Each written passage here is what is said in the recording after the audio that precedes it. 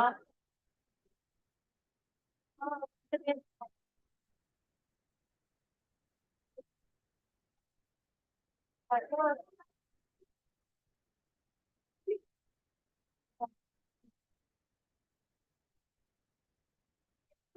keep your phone on silent and please maintain silence. The guest will come now.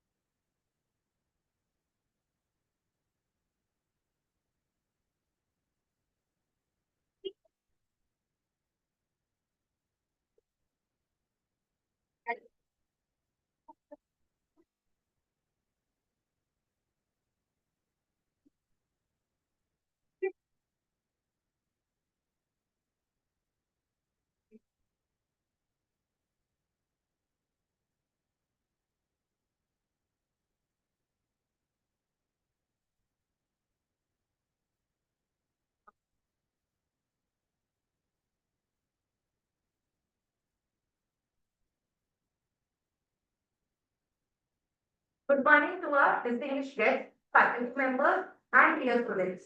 On behalf of the Department of Media Communication and Development, College of Home Science, we add attachment to the both to the Krishnaraj Thackersey Endowment Foundation. We are honored to have with us our awardees, the Amod General Secretary of Prayer Societies, and former DG, our principal Ms. Manji Barrera, and the leadership of our various departments. Let us begin this program with an auspicious start by invoking the device. I request that our head, Shri Amod's son, Sudhir Barrera, and our head, Ms. Vipra Banerjee, as well as Dr. Almighty Shukla and Himani Ma'am, please proceed for the lighting of the lamp.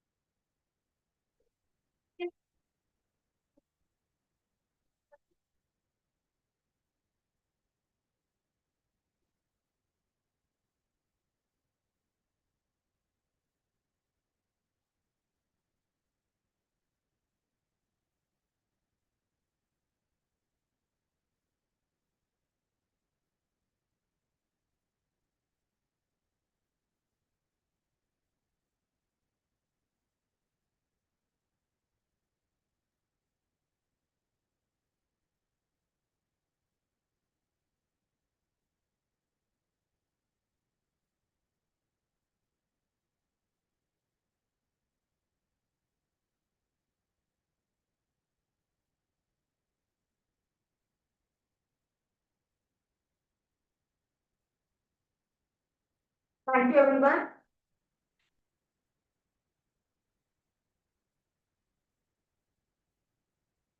As proud citizens of Maharashtra, it's our tradition to honor our state.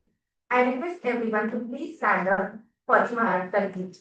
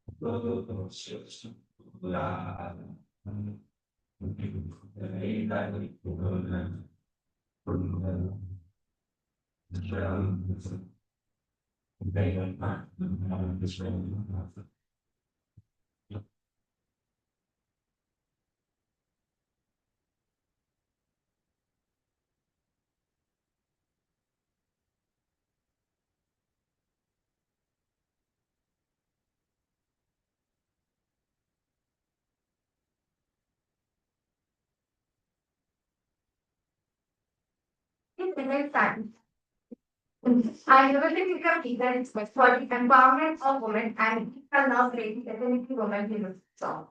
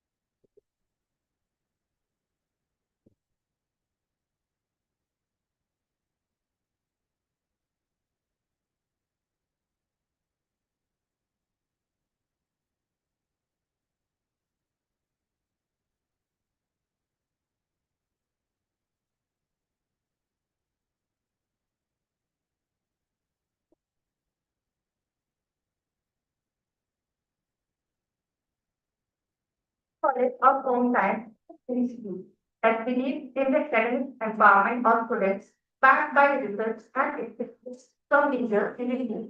The vision is supported by our guest, Mr. Thackersey, whose generosity through this endowment fund allow us to hold this prestigious award. To share more about the significance of this legacy and to introduce our college, I invite our principal, Ms. Madhuri Bhalerao, to say a few words.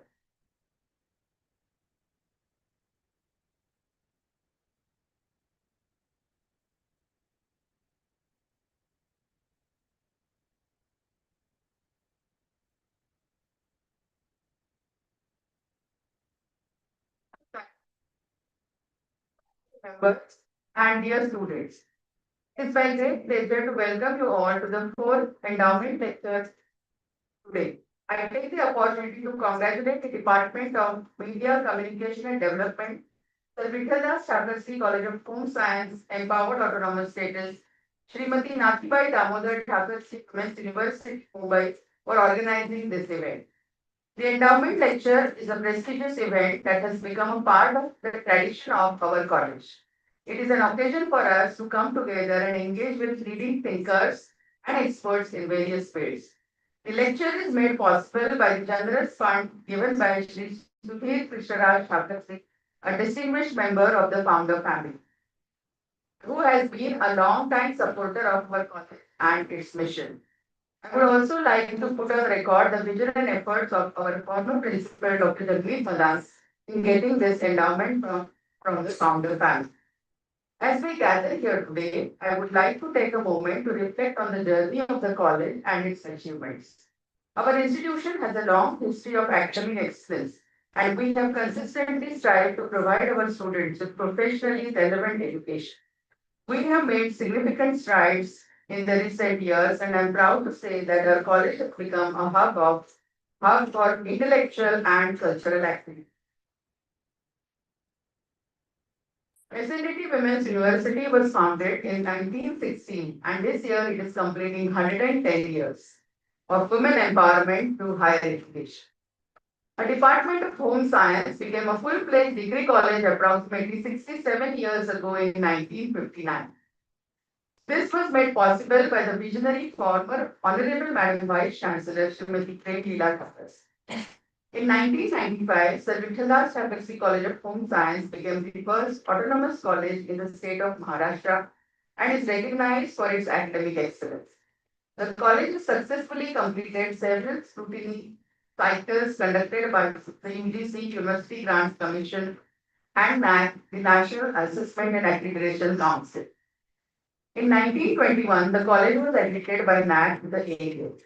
SBT College has also been the recipient of several prestigious UGC grants, namely the College with Potential for Excellence. The college also has received the central government grant RUSA, Rashtriya Uchchatar Shiksha Abhiyan, in 2018. Under the new education policy in 2023, the institution was given the privilege to be awarded status of empowered autonomous status by our university.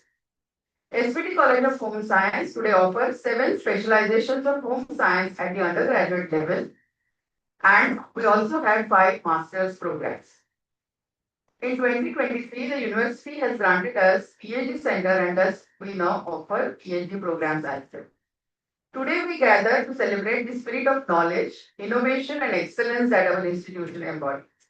I would like to extend a warm welcome to our guest speaker, Shri Amod, Kanth, who has graciously accepted our invitation to deliver the endowment lecture. Shri Amod is a former IPS officer and has worked as the highest ranking officer of the state, that is Director of Police. He has also contributed significantly as the chairman of Delhi Commission for Protection of Child Rights. He is well known as a social activist, child rights. He is the founder of the non-profit organization Prayas JSC Society. So we look forward to hearing about your experiences. Today's lecture is a testament to the commitment of the college towards fostering a culture of intellectual curiosity and excellence. We believe that education is not just about imparting knowledge, but also about inspiring students to think critically, creatively, and innovatively. The endowment lecture is an opportunity for us to expose our students to new ideas, perspectives, and experiences that can shape their thinking and broaden their horizons. We are committed to continuously improving and innovating, and we are working tirelessly to create new opportunities for our students, faculty, and staff. We are investing in new infrastructure, technology, and resources to enhance the learning experience and to support our research endeavors. I wish that our college continues to thrive and grow and become a beacon of excellence in the world of education. So join me in welcoming Mr. Amod to our campus, and let us all be inspired by his wisdom and expertise. Thank you.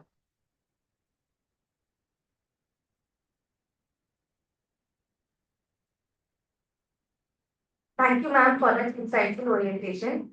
We now move on to the highlight of the day, the presentation of the 4th Sudhir Thackersey Endowment Award to Shri Amod for his exceptional work in social transformation and education. Before we proceed, I request Ms. Vipra Banerjee to kindly present a bouquet to our esteemed guest as a token of her appreciation.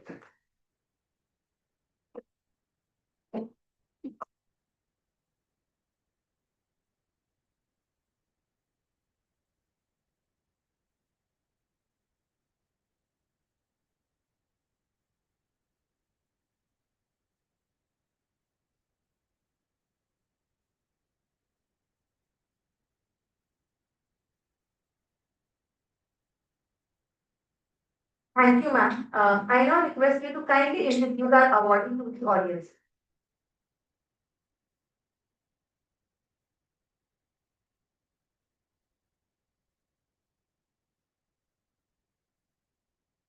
Thank you so much, Shavina.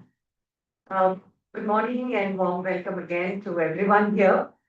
Um, The Department of Media Communication and Development, SVT College of Home Science, is deeply honored to welcome you all for Shri Sudhir Thackersey Endowment Curation Award.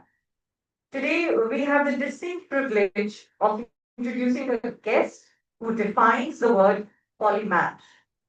He's a man who has seamlessly bridged the gap between the rigid structures of law enforcement and the compassionate heart of social activism.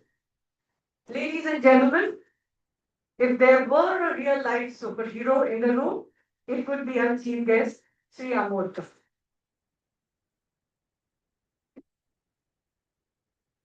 Shri Amod Kanth is truly a dynamic personality, a man whose life story reads like a masterclass, both in law enforcement and social transformation. An alumnus of Delhi University with an MA in history and bachelor's in law, Shri Kanth entered the Indian Police Service in 1974. His career as a decorated police officer is unparalleled. From serving as the DGP for Goa and Arunachal Pradesh to leading investigations into some of the most complex crimes in Indian history, he holds an unparalleled record of nationally and internationally known investigator of some of the most difficult, complicated, and sensational crimes of our time. For combating, and he's worked for combating terrorism, forces, narcotic drugs, and human trafficking. Among his investigations are the famous Hawala Bank scam cases related to economic crimes involving the highest and most powerful personalities of that period. Other well-known cases that he handled were Rajiv Gandhi, Lalit Martin, and Arjun Das assassinations, Jessica Lal murder, the transistor bomb cases, and investigations of Charles Sobraj, the Charles Sobraj case. Many of you may even recognize his work through the cinematic lens of the film May or Charles. I think there was Randeep Hooda in that film as well. So, based on his famous capture of Charles Sobraj, his bravery and sagacity earned him the President's Police Medal for Gallantry. He is also a champion for the marginalized. His contribution to India extends far beyond the badge. In 1988, he founded Prayas, an NGO that has grown into a global model for child protection. Today, Prayas serves over 50,000 marginalized children and women across 10 states through a network of 200 centers. Prayas JAC Society, an organization of international acclaim, envisions to restore the lost childhood of children in need of care and protection, and also the juveniles in conflict with law. Prayas addresses multiple issues and runs programs relating to street and vulnerable children, child protection and juvenile justice, trafficking of children and women, vocational and life skills, empowerment of women through self-help groups, and income generation programs and promotion of entrepreneurship. Shri Kanth has the unique distinction of being part of almost all policies and legislations about children in the country. His influence is woven into the very fabric of India's social policy. He has been a primary architect of landmark legislations, including the Juvenile Justice Act, the POSCO Act, the nation's first trafficking of persons bill. As a visionary leader, he is currently a member coordinator of the NITI CSO Standing Committee. He serves as a vital bridge between the Government of India and the voluntary sector.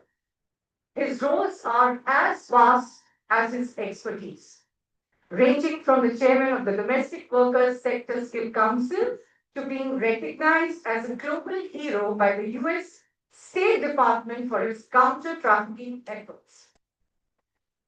He's got list of achievements and he's a member of various committees.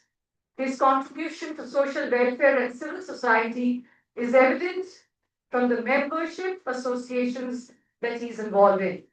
Many, I will be, with your permission, reading only a few.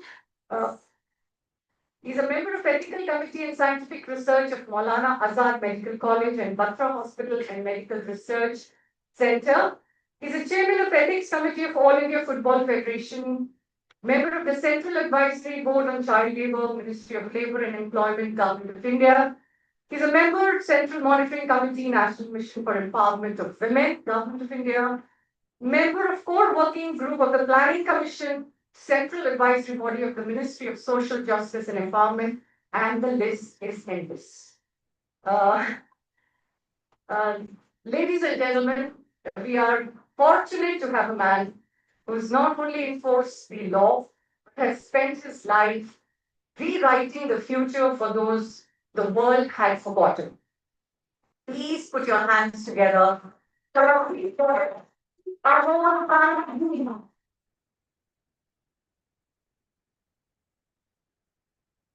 May I now request our principal, Ms. Manjali Bhalera, please come forward and present the Endowment Award to Shri Amod, Kanth, sir.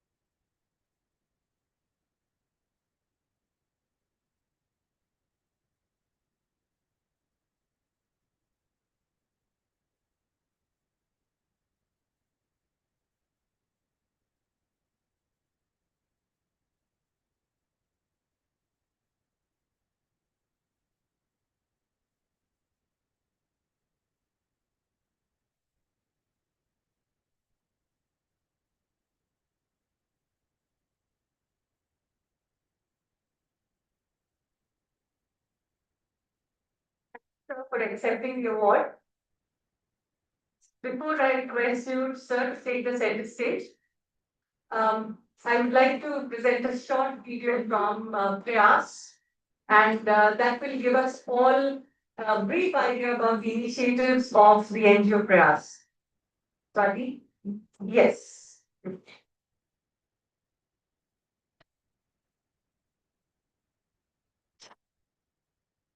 Yes, yes.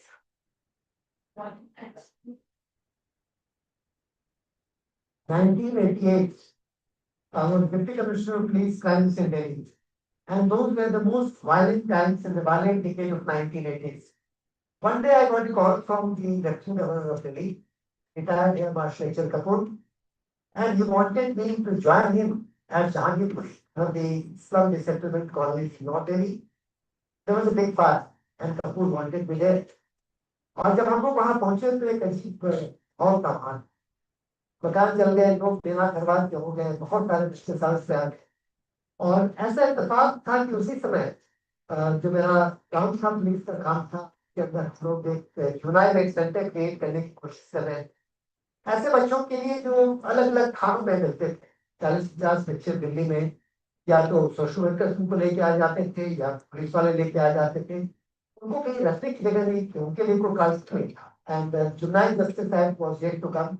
So it all coincided between the fire in 1988 in Jahangir and our preparation to create a center for children who were in need of care and protection, who were neglected, and who were committing small crimes, insignificant crimes, which could be brought to them. So that is how Prayas started in 1988.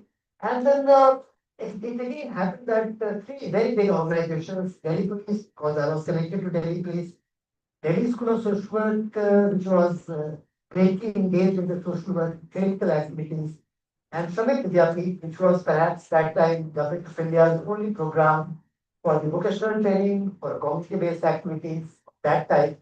These three organizations joined hands and Prayas was born. Christ, not smoke anymore. They have lost one to smoke over their heads, but they have died. And in this dark sun, a flicker of hope was born. Prayas.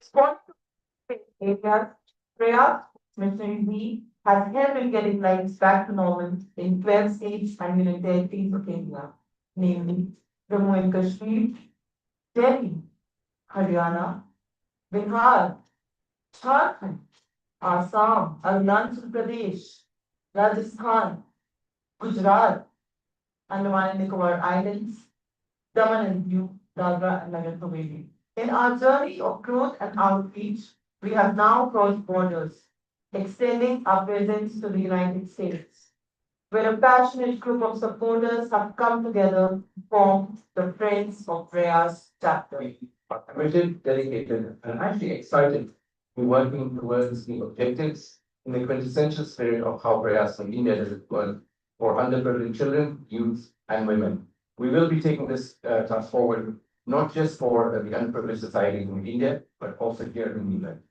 Over the years, through its network of homes and shelters, Prayas has reached out to and cared for over 100,000 children, offering them not just a safe space, but hope, healing, and a chance to reclaim their childhood. For over 23 years, Prayas, in partnership with the Delhi government, ran an observation home at Delhi Gate under the Juvenile Justice Act, dedicated to children in conflict with the law. What began as a detention space was transformed into a place of healing. Children were given regular counseling, along with education and life skill training to help them rebuild their lives. This became the first ever model of its kind in India.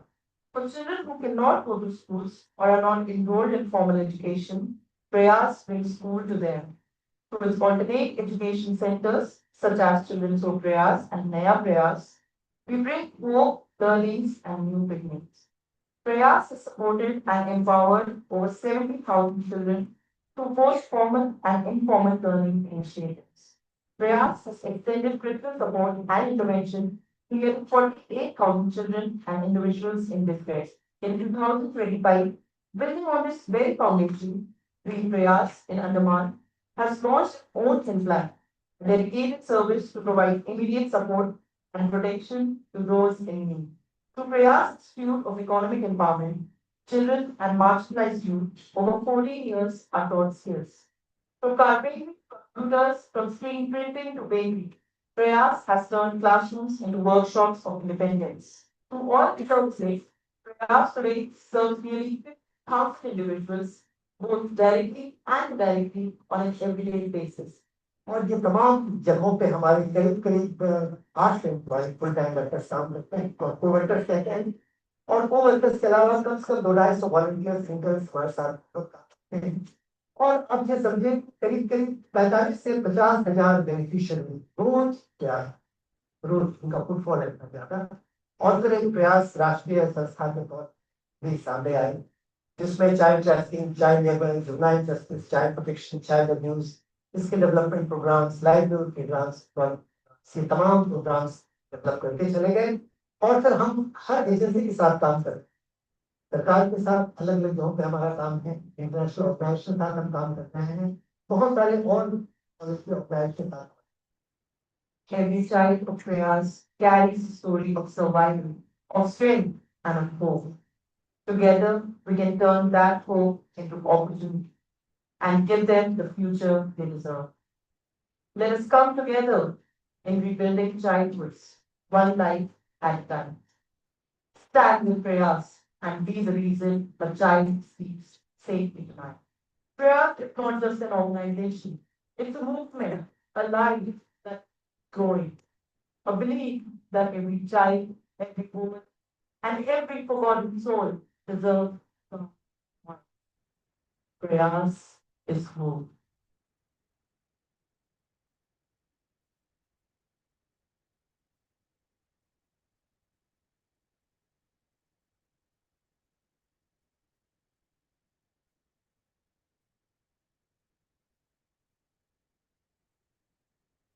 Peace.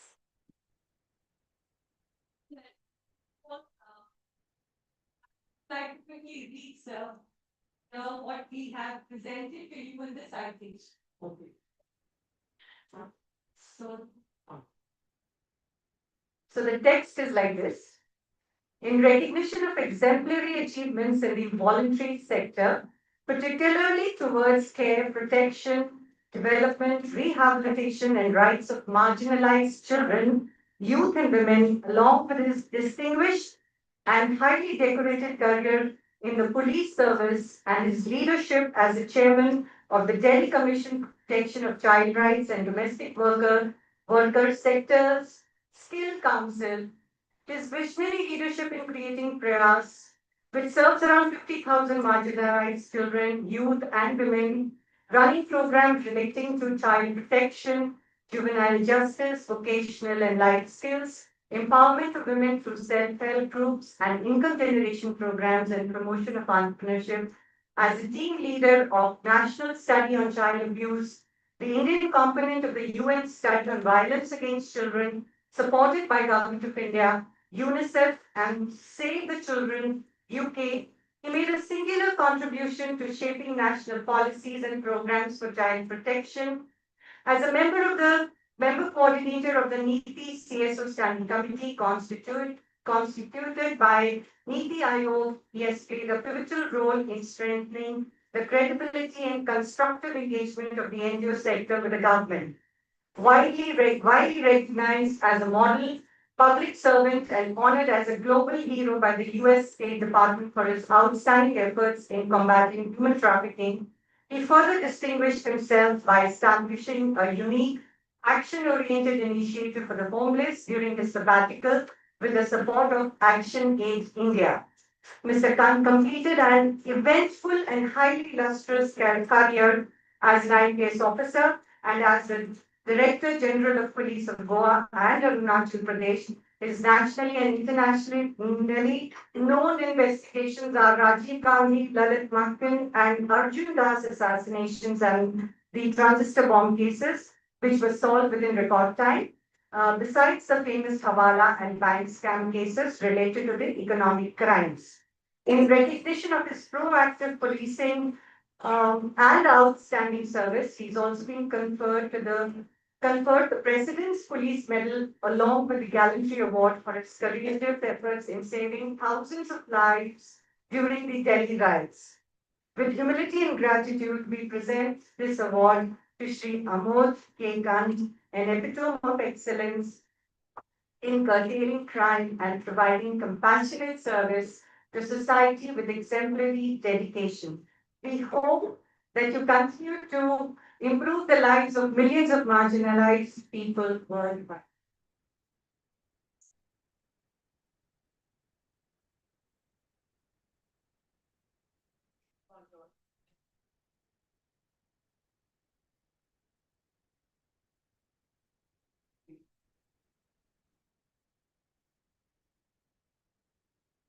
Before I start, whatever the oration I have to offer here, I would like to give these two books to Ma'am Manjari. Uh, this is these are publications about my police work. The first is called Khaki and Dust Storm, and the second is called Khaki on Broken Wings, and there is a small write-up on Prayas also, which you know so well now. So, in fact, before I came here, while we were sitting and having discussions with you, the ladies, the eminent ladies sitting here, they expressed their desire that I should speak about my cases, which I'm not doing much. Ma'am,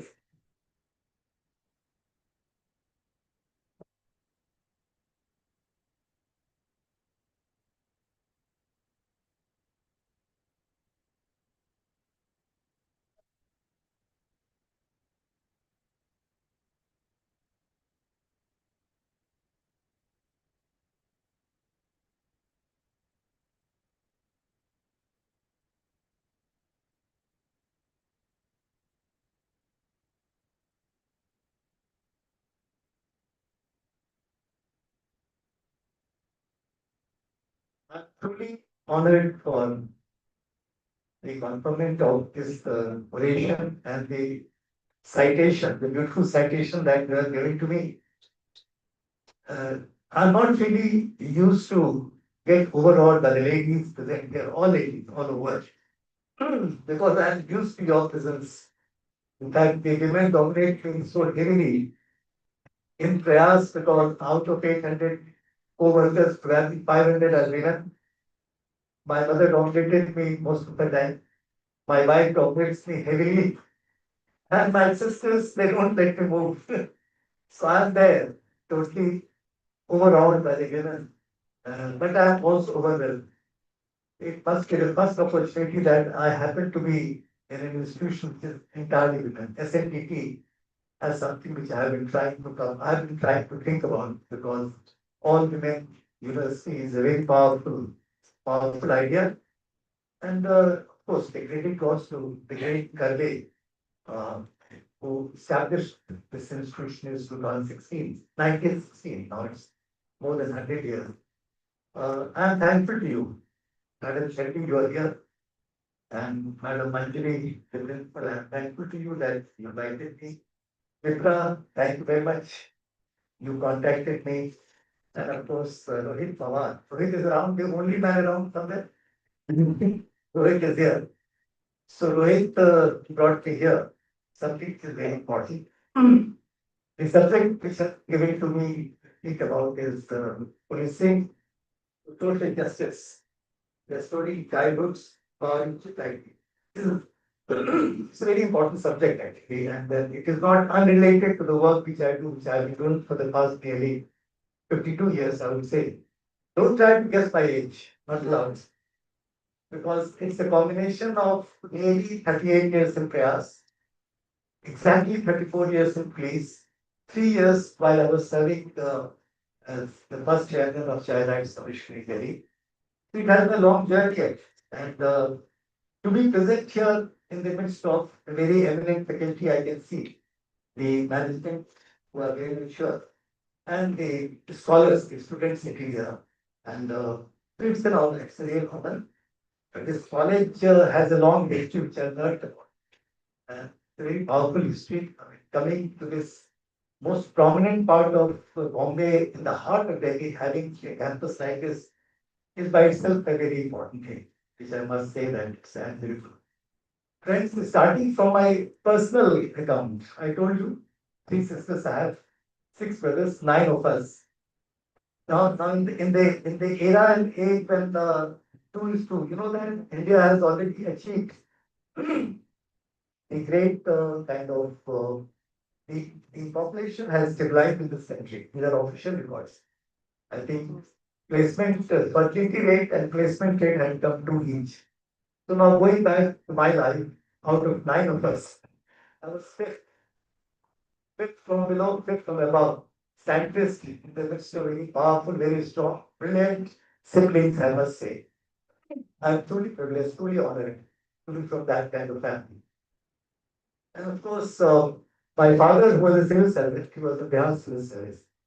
when he went to college, school, the government schools. I had most of my education in English schools and government schools. So in a small place in Bihar where he served as a magistrate, when he took me there, he forgot two very important information about me. Number one, he forgot my date of birth. He had to, out of 9 children, remember date of birth is not a joke. So he forgot my date of birth, which is wrong by 2 days, only 2 days only. That was acceptable. But the other thing that he forgot was a little devastating. That was my class where I was supposed to be admitted. So seventh, I was that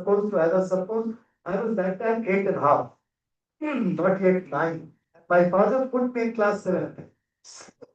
I was there in this school, that government school in Bihar, in a small town. So one doesn't know what to do. So result was that continuously I faced. I kept on failing every year. I didn't know what's happening. Fortunately, by the time I was in that spiritually practice that time, my sister got married. The sister was an outstanding lady. She is no more. She was in Patna history. She was dean of Patna history and very relevant.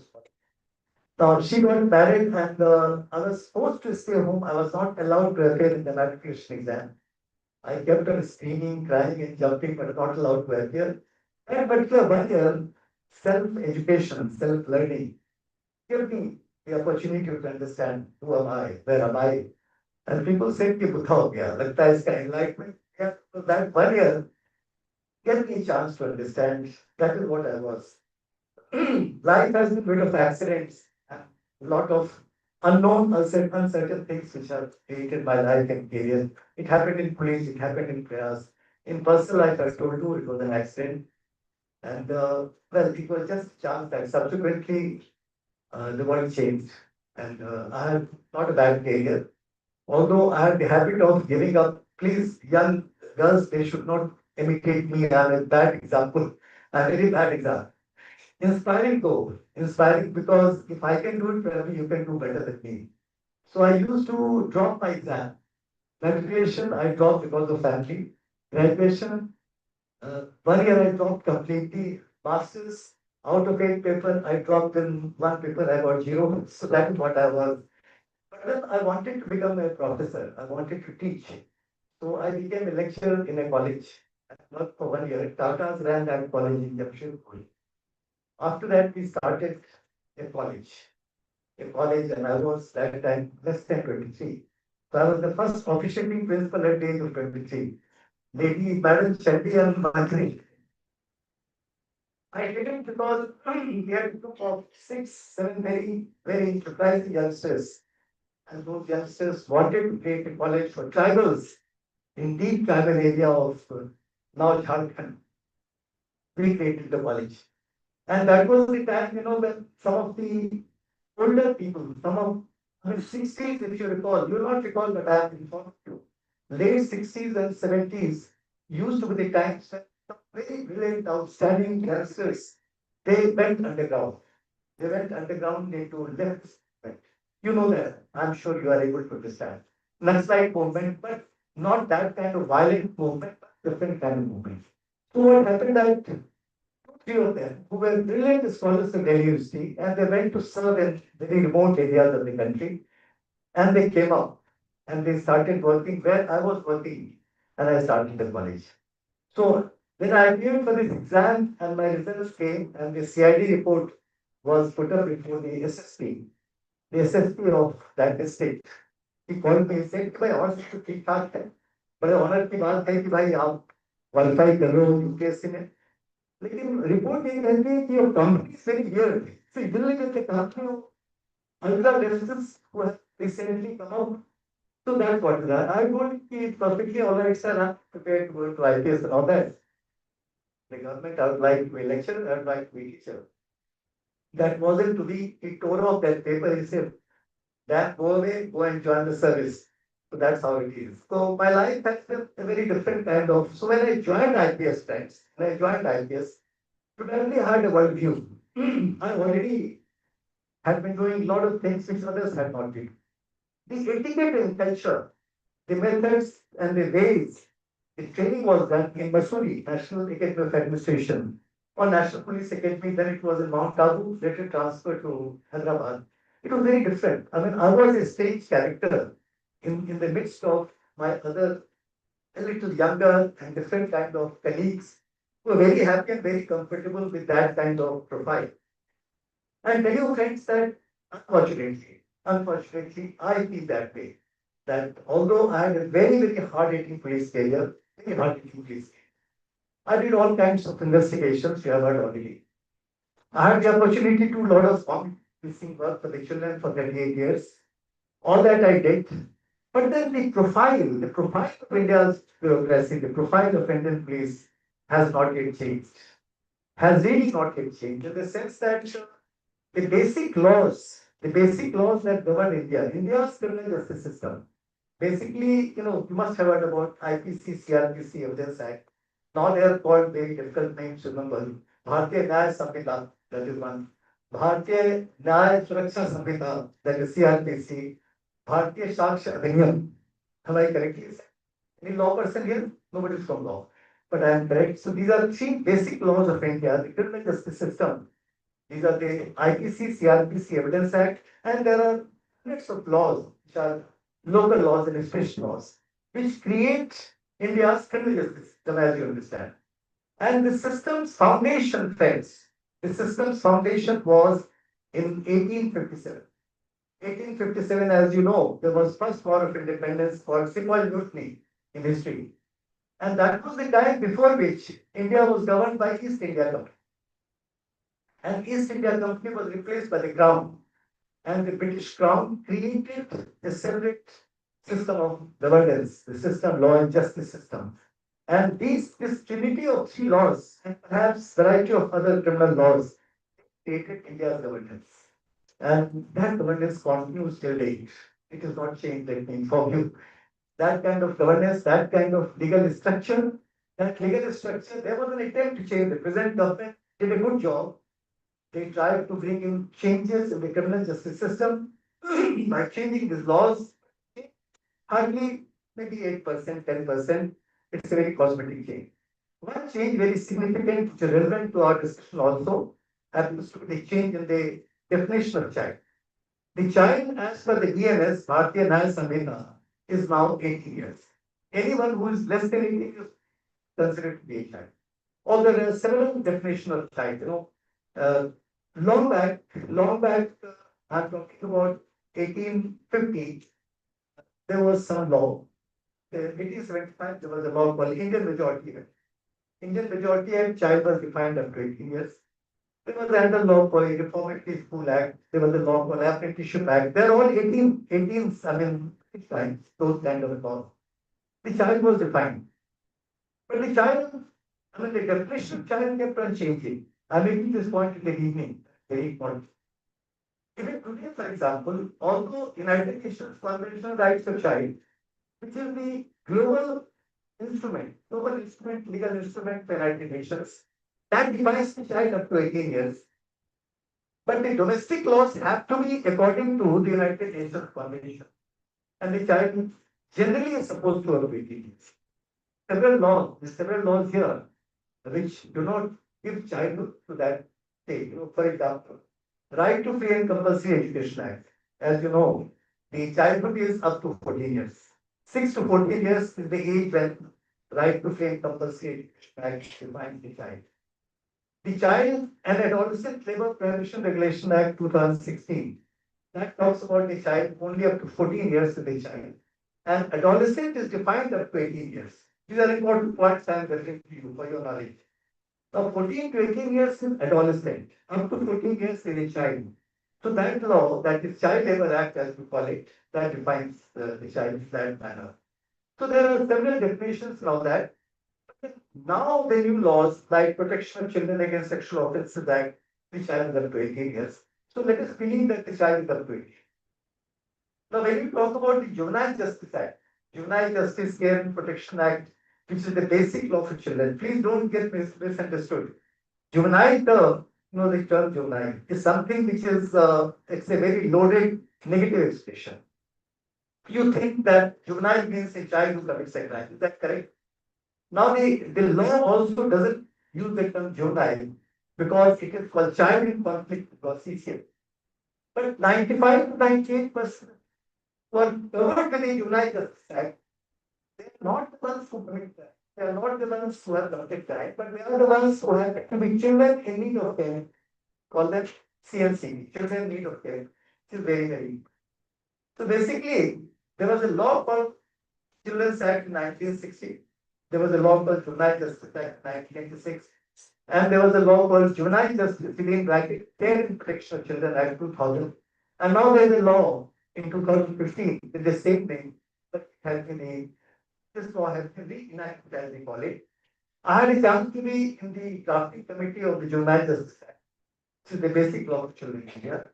I am talking all about it because when you talk about the children, the crimes against children, or the crimes by children, or the children who happen to be in need of care and protection, this is the basic law for them. It creates the infrastructure, it creates the framework under which the children have to live. This is something which is very, very important. I would like to talk about. Friends, we talk about police within criminal justice system. The role of police, because the subject which has given to me is policing to social justice. How do you relate it? I mean, first of all, let me qualify and clarify that although my life divides into very distinct parts, as you have seen, the policing, law enforcement, prayas and social sector, they are very different. But then the indivisibility of life, coexistence of two lives, the integration of two lives, the aspiration and seamless progress in two lives. If I have any achievement like that, I have been able to do it, I feel happy about it. These two very discordant kind of sectors, they came together and it is very, very, I believe it. I really strongly believe that life should not be dealt in compartments. You guys, all of you, myself, anyone else. The person is one, I mean, it's human being who is there. The same person may play different roles. While you are playing different roles, doesn't mean that you become different. In fact, I am very much against any kind of compartmentalization. I mean, life should be an assimilated affair. That is what it is. And I've attempted to do it. Although in my career, let's say as a police officer, it has been a subject matter of huge debate. Many of them could not appreciate what I did. They appreciated my work outside police because I did pretty well in the police. If I had not been able to do these investigations and this control of crime and law and order, probably I wasn't thrown out because the reason that I did my police job. There is a need to specialize friends. It's a message to you that for whatever you do in life, 10 things together, you've got to specialize in at least one thing. You got to excel. If you don't excel, if you don't specialize, if you're not able to get to the core of that activity and prove that you are equal to it, then probably other, let's say, concurrent activities or connected activities, you find it difficult. Now, coming back to police friends, police is misunderstood, as I have told already. It's about safety, security, it's about rule of law, it's about prevention and detection of crime, it's about maintenance of law and order, it's about regulations, fault types, traffic, for example. But the policeman has got to be the agent of law. That's very important. Rule of law should be the overwhelming feature of any policing. Because policing, the policing is part of criminal justice system as I call it. And police is the prime mover in the criminal justice system. And being the prime mover in the criminal justice system, the policing one arches other systems. Because when you talk about criminal justice system, you talk about investigation, you talk about prosecution, you talk about defense and lawyers who come and participate in the system, and you talk about the judges, you talk about magistrates, you talk about judicial bodies, parajudicial bodies, and you finally talk about informative systems like jails, So part of criminal justice system, but the police is all over. The police has to play a very, very important role. In that process, while the policeman operates in these areas I mentioned, the policeman has to be an agent of law. Number one. The policeman should be the finder of truth. Because unless you find the truth, for example, in fact, one of you asked me some time back, what kind of political pressures I applied on you? I mentioned to you that 3 times when I was a young ASP in Pondicherry, I registered a case in FIR, and the chief minister was unhappy that registered a case was against an MLA, and he thought that I created a very uncomfortable situation. The very first posting, he decided that I'm not the kind of person to be there. Sent back to Delhi, I was comfortable. From Pondicherry to Delhi, first posting. While I was DG police of Goa, again there was a case against 2 ministers. I didn't ask the chief minister why they issued a case against 2 ministers. The case was registered because I had to explain both the ministers, both the chief ministers that FIR means first information report. If an information comes to a police officer, to a police station, the police station police officer has to register the case. He is not supposed to, she is not supposed to take approval from anyone. I never took approval. In fact, this has led to a lot of problems in my career in police. Nonetheless, it's perfectly in place, there is no issue. So the chief minister got wild because there was a case, a very important case, which had acquired huge importance in Goa in public life, and the case got registered, investigation started. He thought I wasn't a suitable person, so I was sent back to Delhi. I went to Arunachal Pradesh. 2 years I worked in Arunachal Pradesh. I implemented a lot of police reforms. You might have heard that there was a police reform. National Police Commission was created, other police commissions were created, and there was a very important Supreme Court judgment called Prakash Singh case. Prakash Singh case is very well known on police reforms. So, as DG Police, I was supposed to implement the Supreme Court judgment in various types of, like, creating a security commission, creating a complaints commission, creating certain kind of features in separating investigation from the law and order, etc., etc. And a lot of things where public grievances could be brought into a mechanical system, in a system. All that I did. It was fine. The chief minister was happy in the beginning. I did something good. Somebody told him, "अरे आप खत्म हो गए। तो ये police वाले आपको सवाल तक नहीं करेंगे। यहाँ बहुत बड़ा चालाक आदमी इससे बड़ा गलत काम कर दिया." Then yeah, he didn't want me there. So nearly 2 years, I had a very good time, very good performance in Arunachal Pradesh. Wanted me out there. The point I'm trying to make that pressures, the politician has to apply pressure. That's the job. They're meant for it. And why should they? So they represent the people, wrongly or rightly. So I never had any problem with the point because you asked me a question, I'm answering to it. I never had the problem with the politicians, whether they remain in power or outside. I have a role to play. And my role to play is very clear. I must find the truth investigation.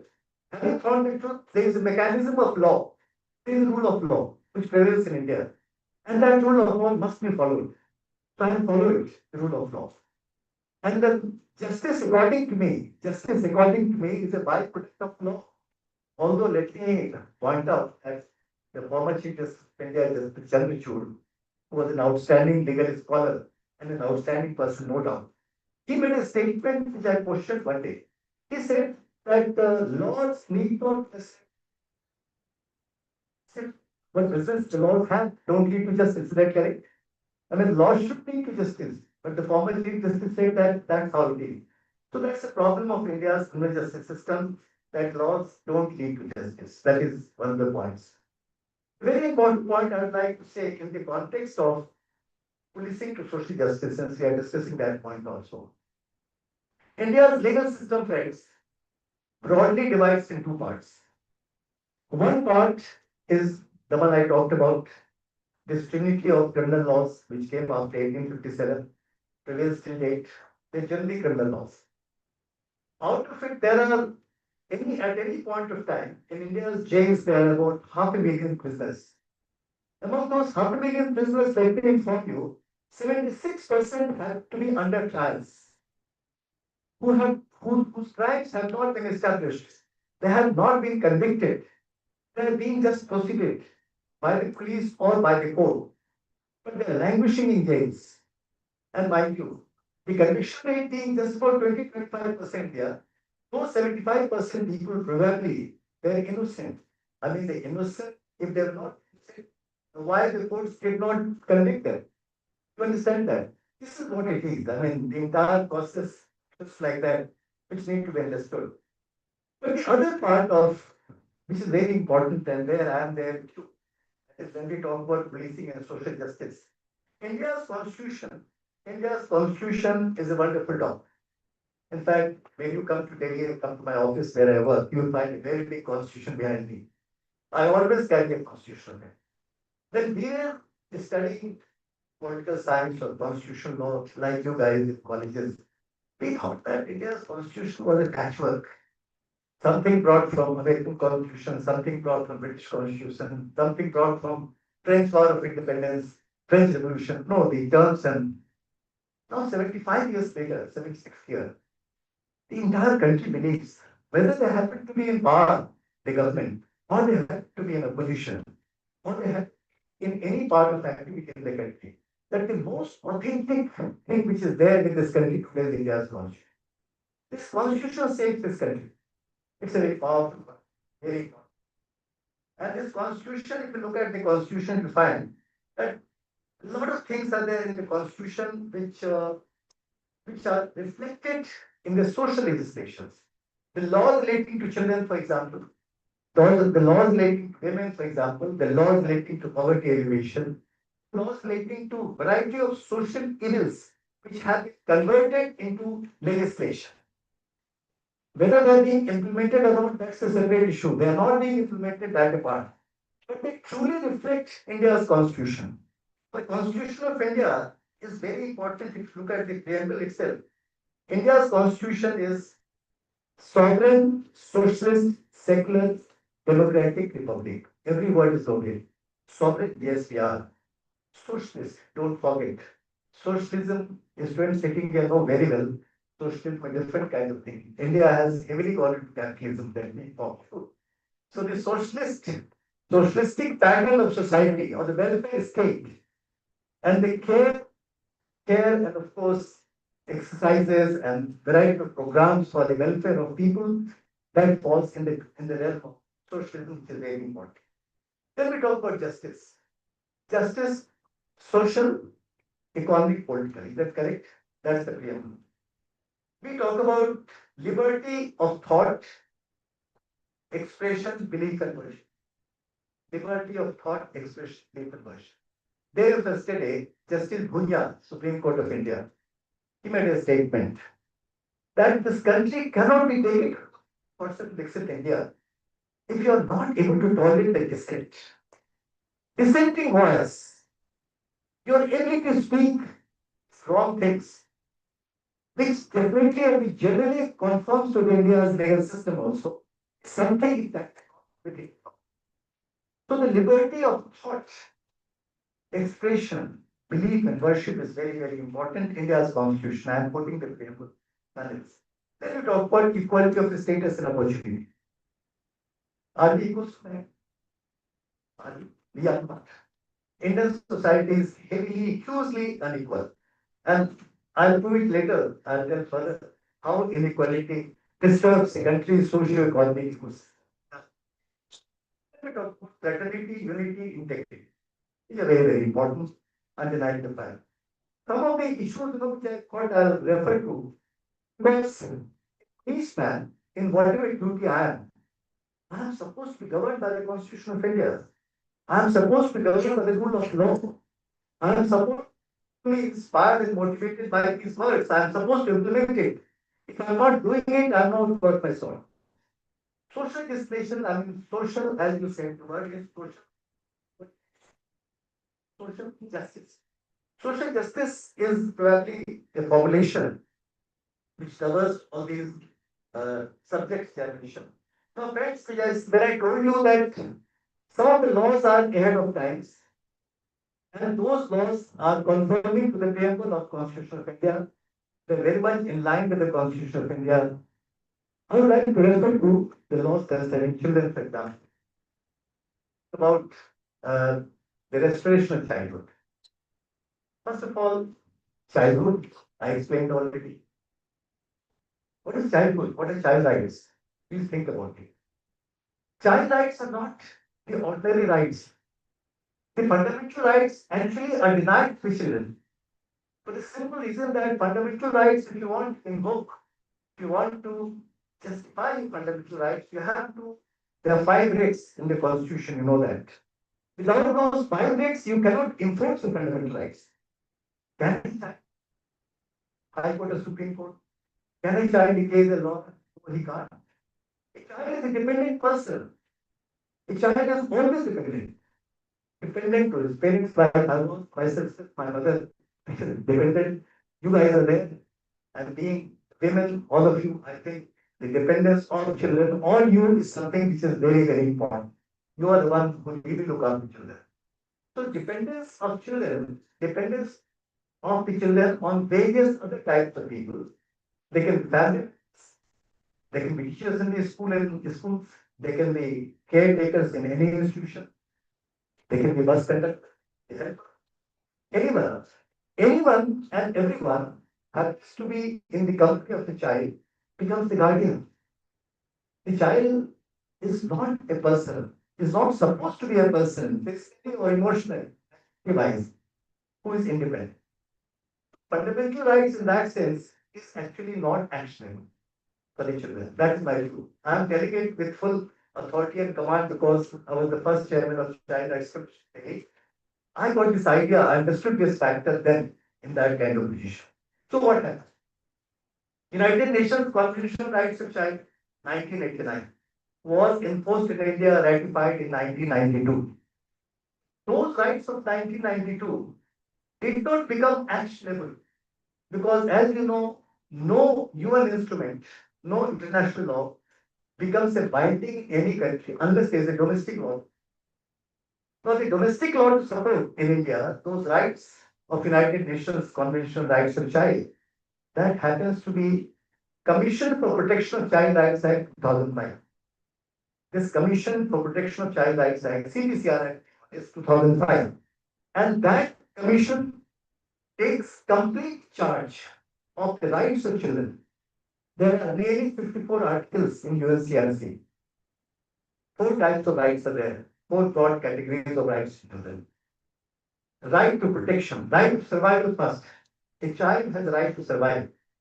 Even when the child happens to be in the womb of the mother, PNDT Act protects the child.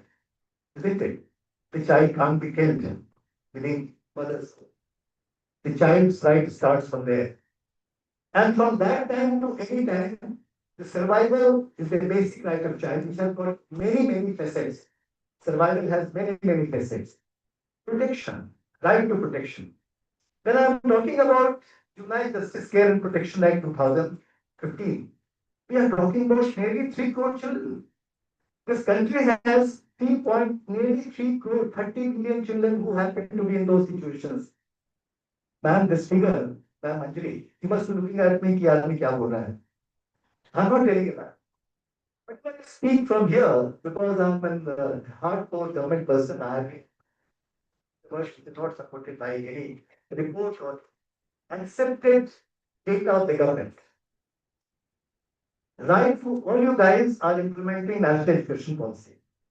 When you read national education policy, you come across a term called socio-economically deprived groups of children, SEDG. It occurs time and again in the national education policy. And it is written that India had 32.2 million children. 32.2 million children who happen to be SEDGs, socio-economically deprived groups of children. These children could not go to school. They were deprived of school education, deprived of the right to free and compulsory education for the simple reason that they were socio-economically in that condition. 32 million. That figure hits, it's an important figure. 2 years back, there was a global conference going on child labor. I was participating online. They said that globally speaking, the number of children who used to work like child labor had taken a quantum jump around and after COVID. From 152 million, the number became 160 million. I asked a question since I was participating online. I asked a question, what is India? They said India doesn't give figures. India has very much against figures. They don't give this kind of figure. But then, since you're asking, the Indian high level team was present. It was going in Geneva, I think, not Geneva, some other Durban. It was in Durban. They said the team is there, but they have not given a figure because the last figure, official figure was 2011, as you know. Last census. Now the census is coming. We are old to play. Be very conscious about it. Then the child labor number was 10 billion. That is about 1 crore. That was the figure given those times. It's anybody guess what figure would be. But in that global peak, when I asked the question, they said the children, the child labor exists every happens to be an Indian child. And India's record of human development indicators, sustainable development goals is no good.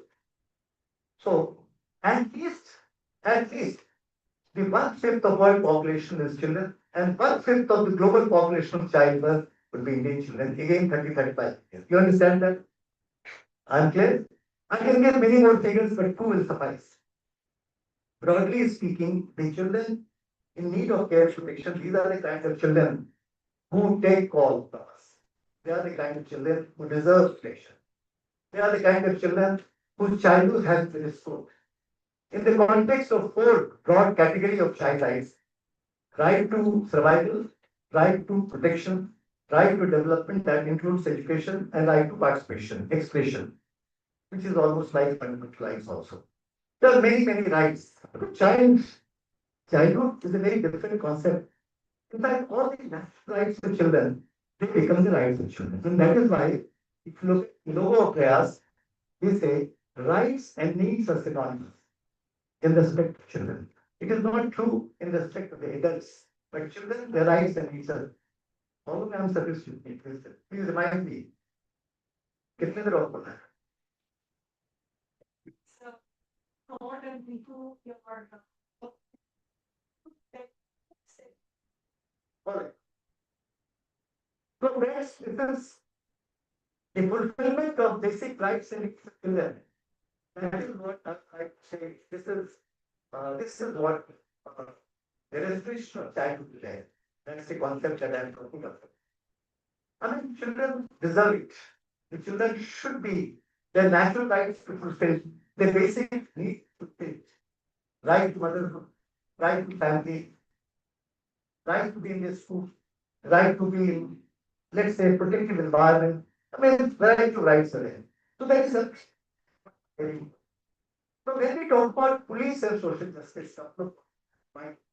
See, let's say values and disparities. When we talk about the police issues, I mean the social justice issues, and they connect with the police, I would like to say. There are few disparities in society. There are a lot of climatic and ecological conditions that deserve to be looked into. Healthcare and nutrition is a very important area where we need to understand. Shelter, lack of shelter. There was a time for nearly, which you have not mentioned, but for five, the reservation. For 22 months, when I was in peak of my career, I decided to resign and go. I worked for the homeless in Delhi. And we created some very interesting stuff. I learned that nearly 10 years back, more than 10 years back, that the number of people who happen to be homeless, I mean, something, the home is a defined concept, shelter is a defined context, will be at least 1-2% of India's. It is very small numbers.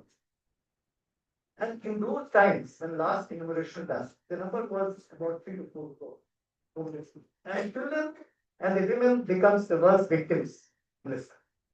So shelter and the police is the first agency along with municipal bodies to throw away all those people who happen to be on the streets as homeless, beggars, as destitute.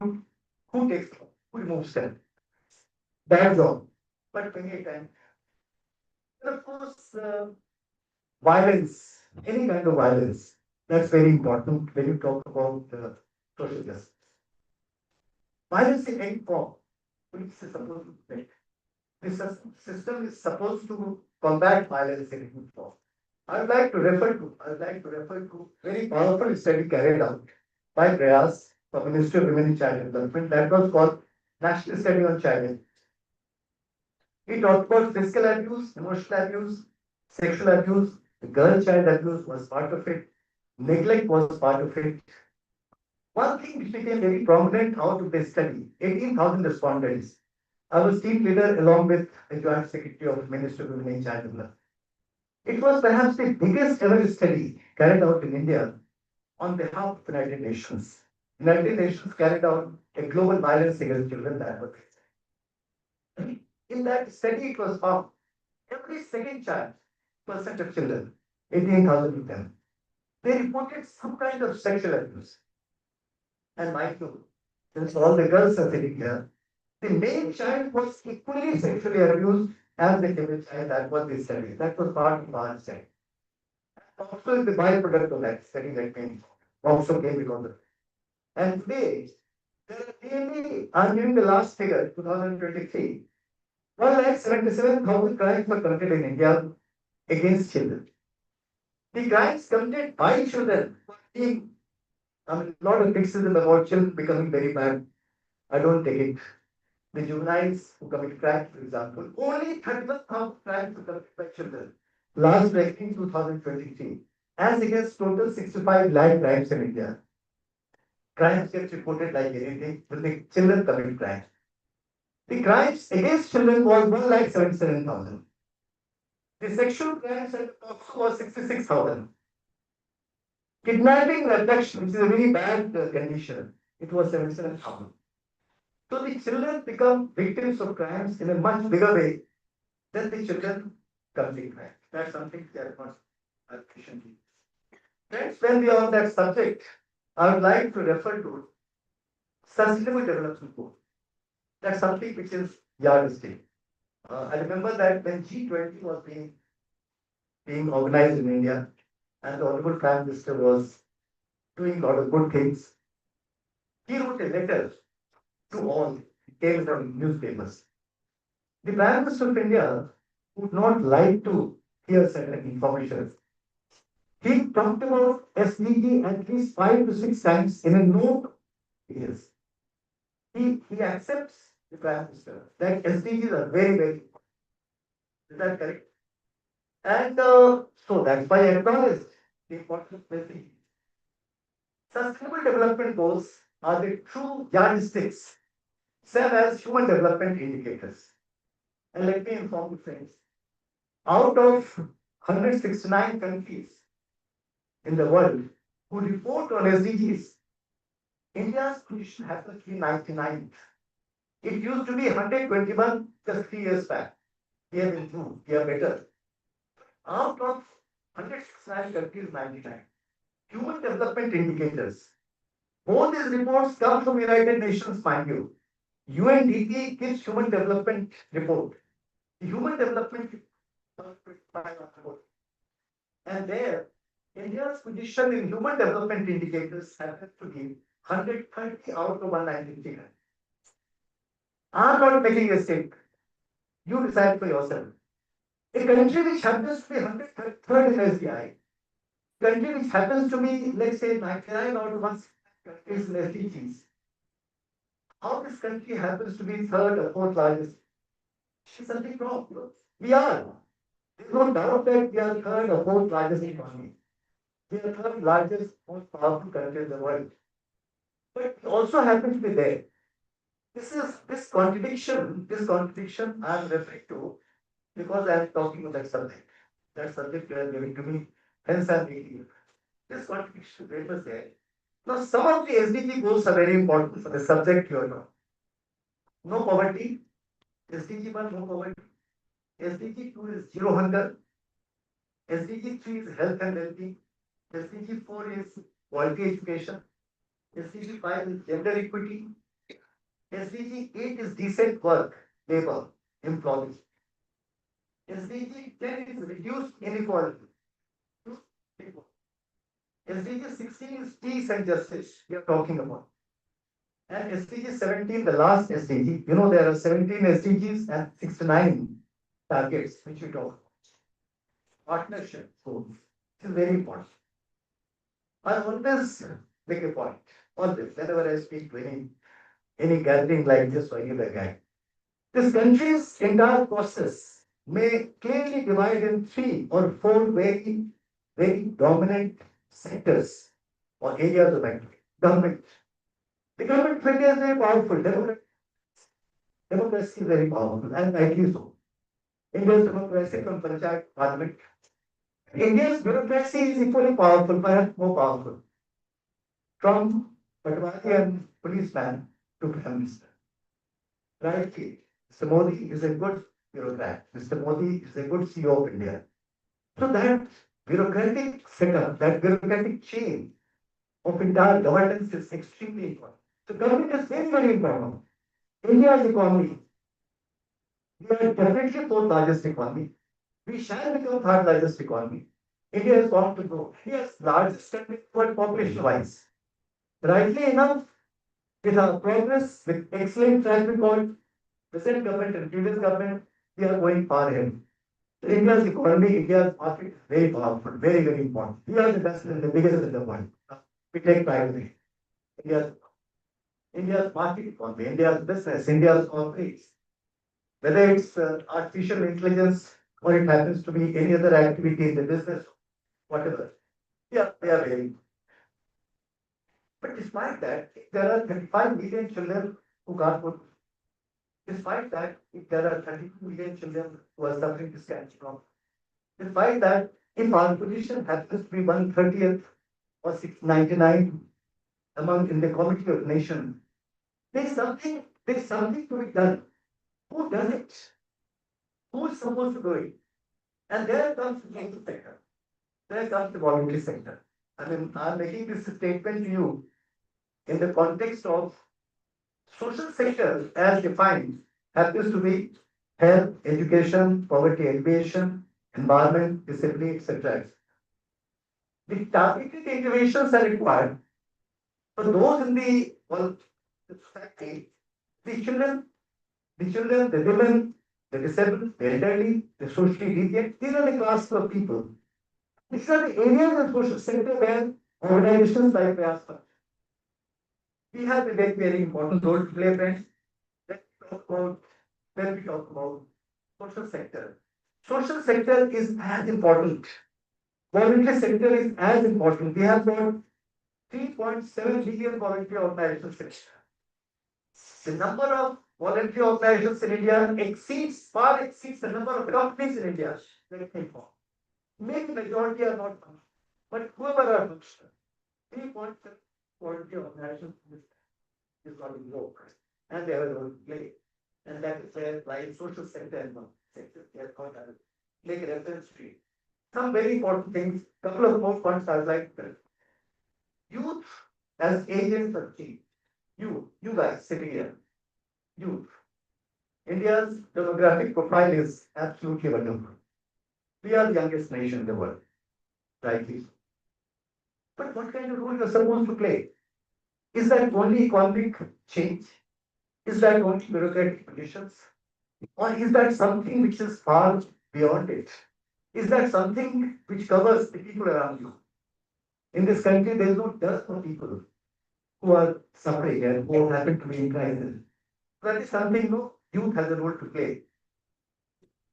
Our global commitment, I'll finish with that.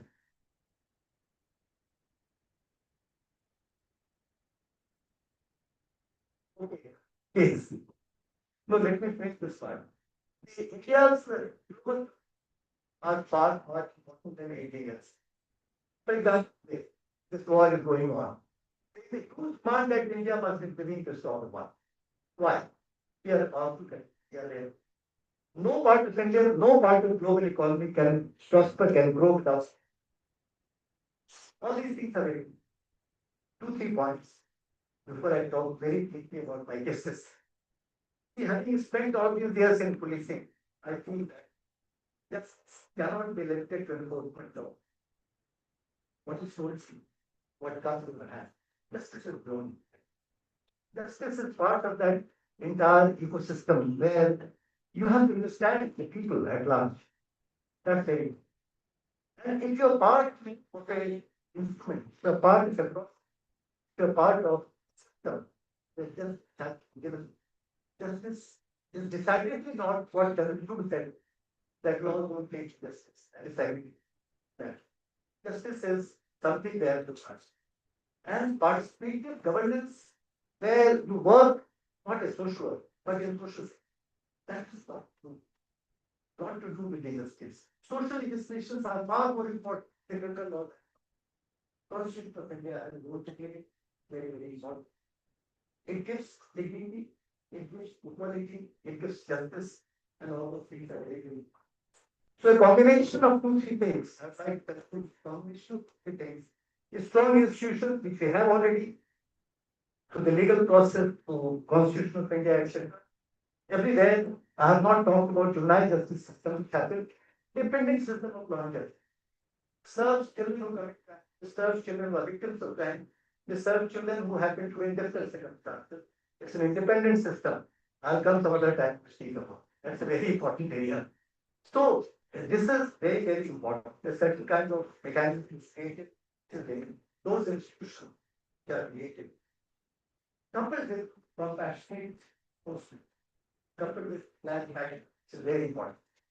And what succeeds in the end is the combination of three powerful sectors: government, both bureaucratic and democratic, market economy, corporates, business, etc., and social sector. They're very important. This combination alone serves. That's all. Thank you very much. Thank you.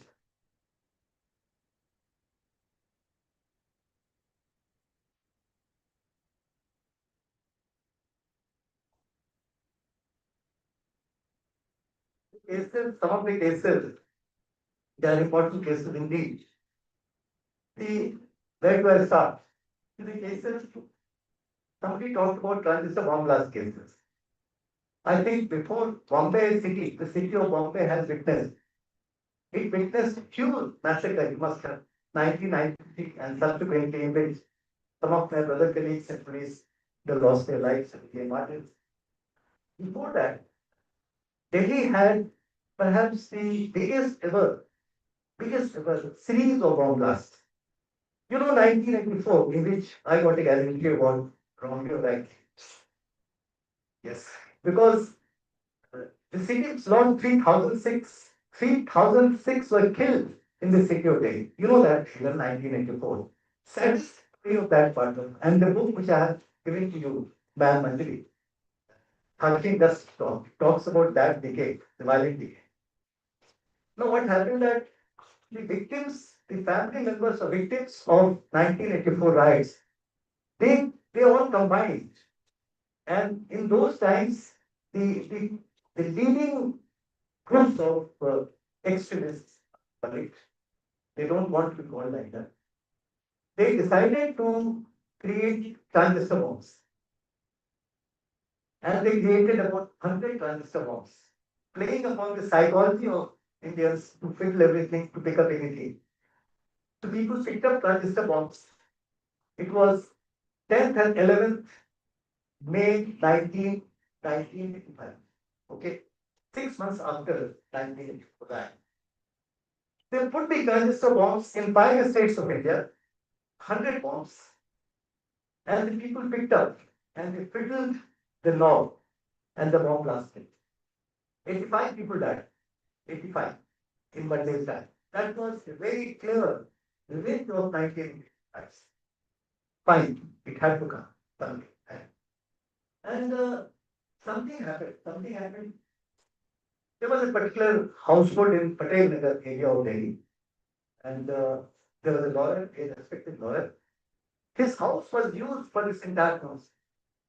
He had lost his son. His family was victim of it. I think Vipra, Delhi, Delhi, Patel Nagar is very central India. Difficult to please center into that time. Although I have been able to control the riots according to whoever studied it, but this time I learned a lot because the woman came with burqa and she told me if something happening in the house, she will clean utensils and she found some combination, picnic acid and nitrogen something. That was the combination. Very little explosive happened in the same case in Delhi again. And we kept to watch and they arrested everyone. Red handed, all of them. We had to arrest about 55 people because we learned about everyone who had done it. The case did not see the light of the day, conviction did not take place, long years. No judge was able to really finalize the case, but the case was brilliant, this case was very good. The evidence was absolutely cast iron. That was one case. 1984 riots led to series of assassinations. There was a book, Black Book, they called it. Who are guilty? Must have heard about IC, sorry, PUDR, People's Union for Civil Democratic Rights. They published a book about 84 riots. From which who are guilty? Were guilty. They named about 30, 40. And these picked up one by one. They killed the very outstanding member of parliament called David Martin, was really a brilliant party team. They killed someone called Arjun Das, was very close to Gandhi family. And they killed in Pune, Maharashtra, General A. Stallion. You might have heard. They killed A. Stallion. He was in the market with his small state. Because they were no, because General Stallion was a party, then Operation Blue started. And the Sikh community could never forgive anyone for the damage that told them. You understand that? Yes. And the series of riots and series of killings took place in those times in Delhi, which I have written. In the second book, I have written about, in this book concludes with Rajiv Gandhi's. Rajiv Gandhi case, as I told you in formal discussion, there are three Gandhis killed in India. The most talked about assassinations, political assassination. Mahatma Gandhi was killed by someone who was caught in this spot. Indira Gandhi was killed by policemen caught in this spot. This Gandhi, Rajiv Gandhi, when he was killed, there was no information at all. And the very second day, my director, Mr. Vijay Karan, he gave me a call that since you are a backup and linked at his case, I'll go to Madras and investigate it. So I went and investigated it. And we were able to work out this case. As you know, that in Rajiv Gandhi case, in a record time, worked out the case. Although there were some lapses also, which I have written about in the book also. But then Rajiv Gandhi case was a very case had attracted global attention because Rajiv Gandhi was not only ex-Prime Minister, he was almost going to become Prime Minister again. And that is why the LTP started. And it had international ramifications, which was very important. Charles Suraj case, you guys know all of it. And there is a movie also in which Adil Hussain, he is an actor who portrays my name. It's called Main of Charles. And Randeep plays the role of Charles, Randeep Huda. He's a good friend also. Now, this was a unique case in which Tihar jail, which happened to be India's largest jail, perhaps largest in Asia, high security jail always. In Tihar jail, Charles Sobraj, who was there in this jail for nearly 10 years earlier, he practically controlled the jail administration. It's a saga of complete collapse of that prison, the largest prison. And then he mixed sleeping drugs in the food, kind of food, and served everyone. 50 people were put to sleep. At least 50, all the guards, all the prison employees, and some prisoners sleeping. While Charles Sobraj had a gun in his hand, and some of his friends, some notorious criminals, they escaped. We got the information, and finally we got Charles. In fact, Bombay Police Commissioner at that time, DG Police, who was my senior in Delhi earlier, I got the information that he's going to go up. He sent a team from Bombay. We sent an officer. He arrested Charles. So Charles became one of the characters, as you know, globally. Very notorious. The worst part the Charles had, he used to impress the ladies. In fact, I told him that, I never sat next to him because I wanted to keep away from me because he had a very bad smell. So I said, I can't bear his smell. But somehow this character, he had a way with words, very clever. And women fell for it, unfortunately, most unfortunately. And then most of his crimes, they became victims. Must have heard about it. In many countries, Thailand, Nepal, Singapore, here, there, India, everywhere, he must have killed about 15, 20 of them, their friends. And but he was a dirty fellow, really dirty fellow. I hated him. Still alive. He was in Nepal, finally he was fought, sent back to France, he's there. But he's the dirtiest character I can come across in the world of criminality. Even the terrorists have some thoughts, some ideas. Even the ones who took them for some ethics of their own time, which I admire greatly. Charles had. So that is Charles Sobraj. Then I told you about Jaskalal case. Jaskalal case was very, very important case. You must have heard it. Yes, I'm sure. In Jaskalal case, it became an important case because it was a case where the socialists, they placed three characters. They were like full cycle. There were 300 to 400 people there. And while Jessica was killed, there were at least 50 people there standing. Nobody wanted to give a statement. Most of the witnesses turned off time are very tough. They're very, very tough. In fact, if I could not give up my fees service in 2002, it was because of this. Because the case got lost, the Sessions Court acquitted everyone, but ultimately High Court accepted our investigation. And Manu Sharma, main culprit, said life and testing is otherwise. So that was important. There's one case which I referred to, that is Ramesh Sharma. Ramesh Sharma was a politician.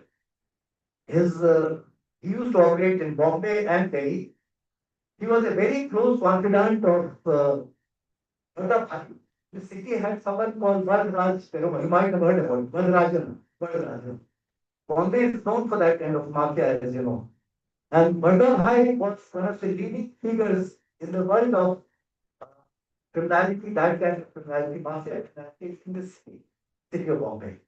And Ramesh Sharma was essentially a politician, but he was very close to Vallabhbhai. Ramesh Sharma and Daud Ibrahim, they used to be together as two hands of Vallabhbhai in those times.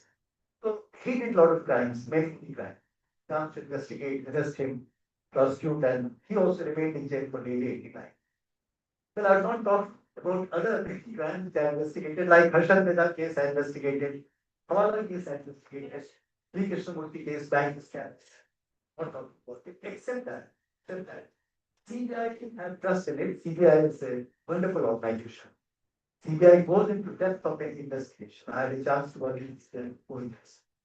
But then political influence and those kind of things, they happen. As I mentioned already, it doesn't really matter. Your job is to find the truth. Your job is to present the facts in the court of law. If the witnesses turn hostile, you can't help it. So let us appreciate the role of police also. The police is not supposed to be the ultimate factor for any kind of judicial proceeding. The role of police is limited on that one. Anything else? Thank you very much. Once again, thank you very much.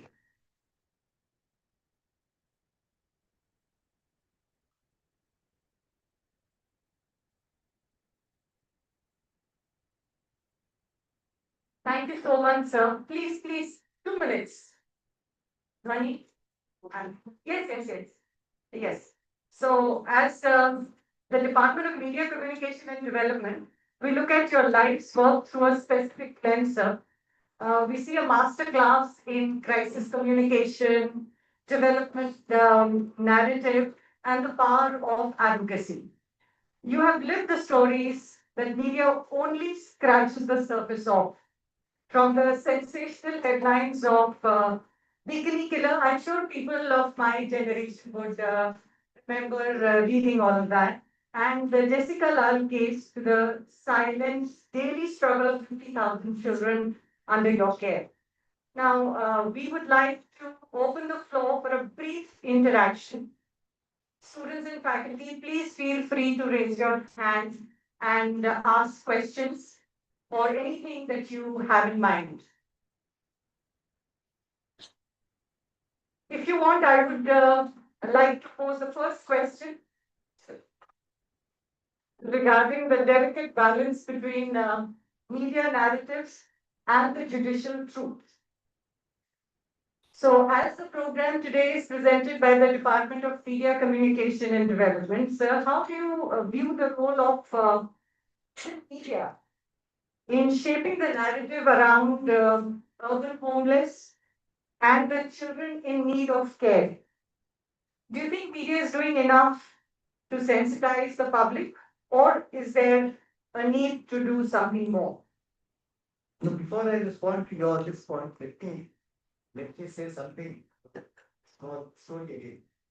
And see what happened that when Rajiv Gandhi was killed, and on the 20th of May or something, I was told by the guys of CBI. Can you hear me, all of you? Yes.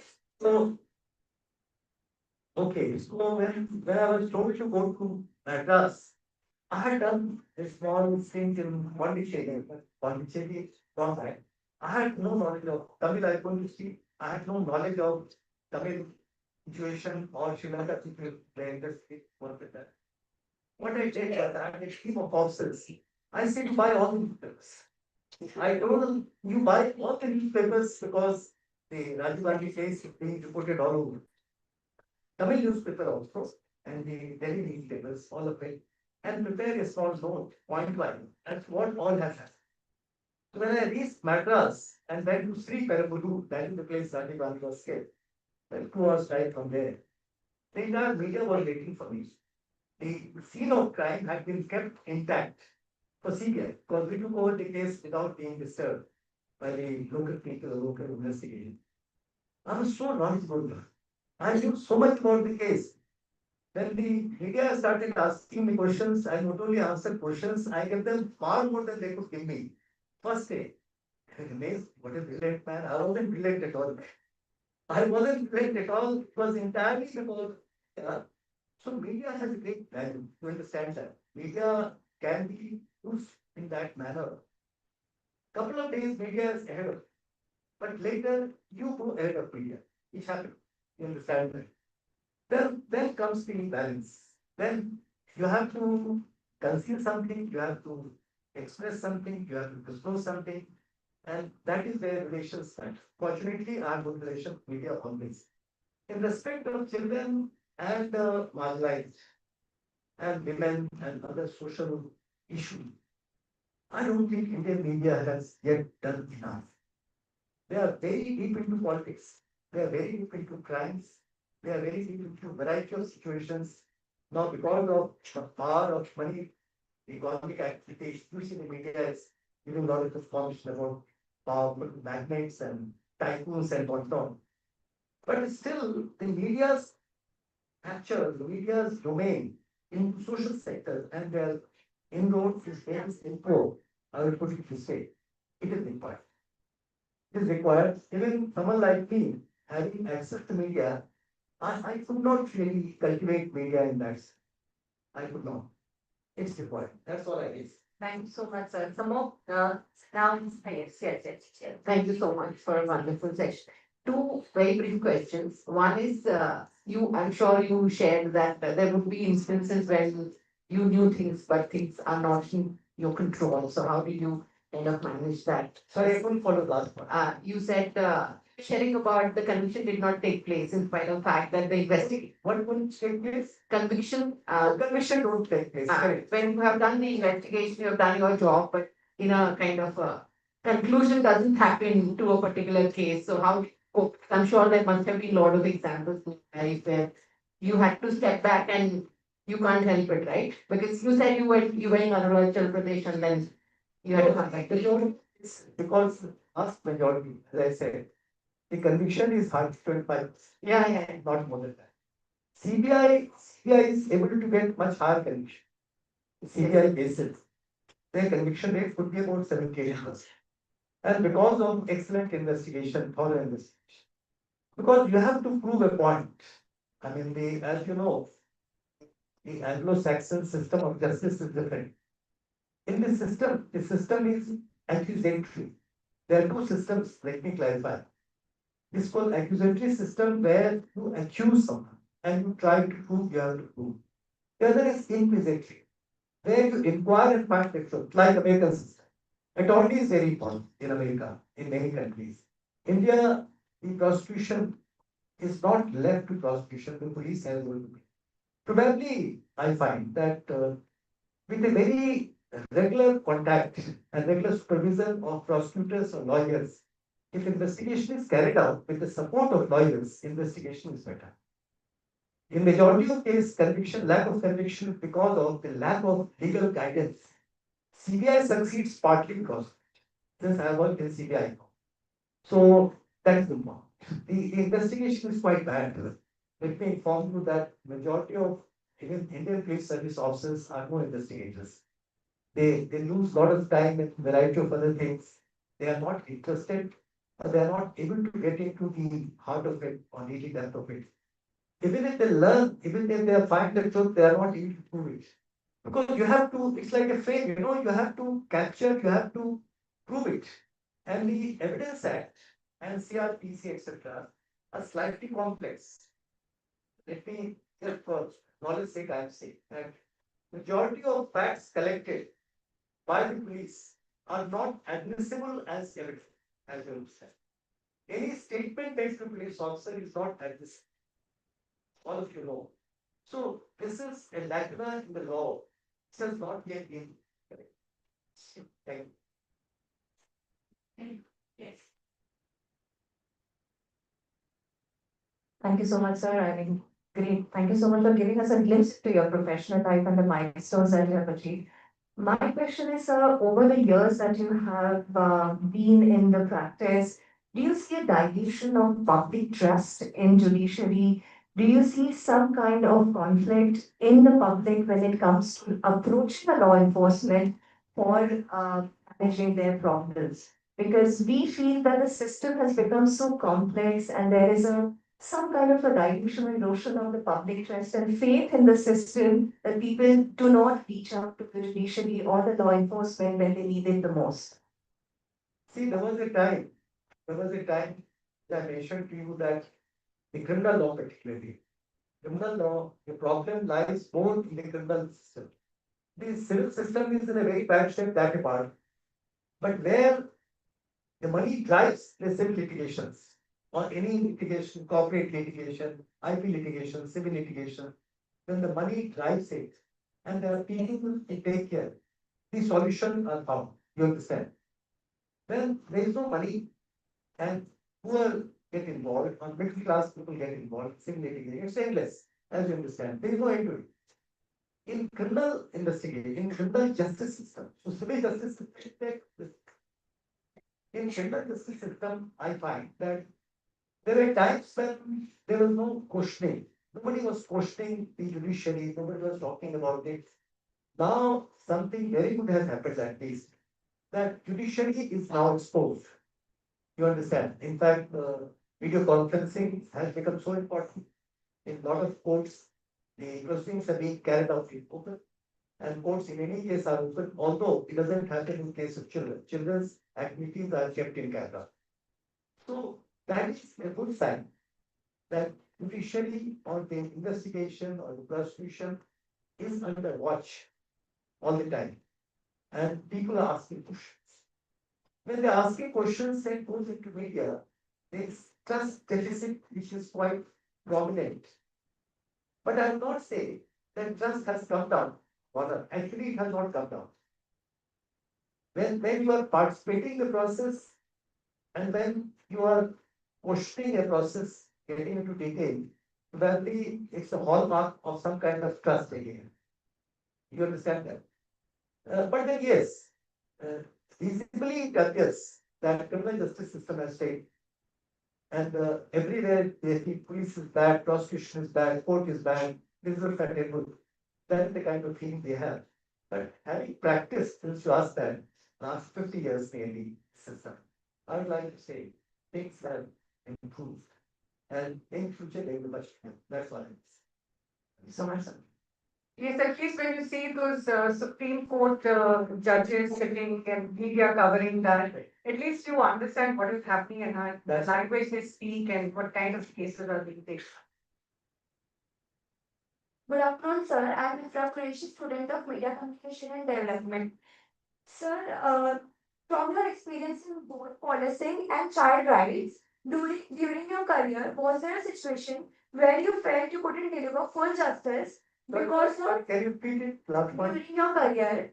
Was there a situation where you felt you couldn't deliver full justice because of system limitations? Well, actually, I would say that the entire system, I would put it juvenile justice system, I'll call it broadly.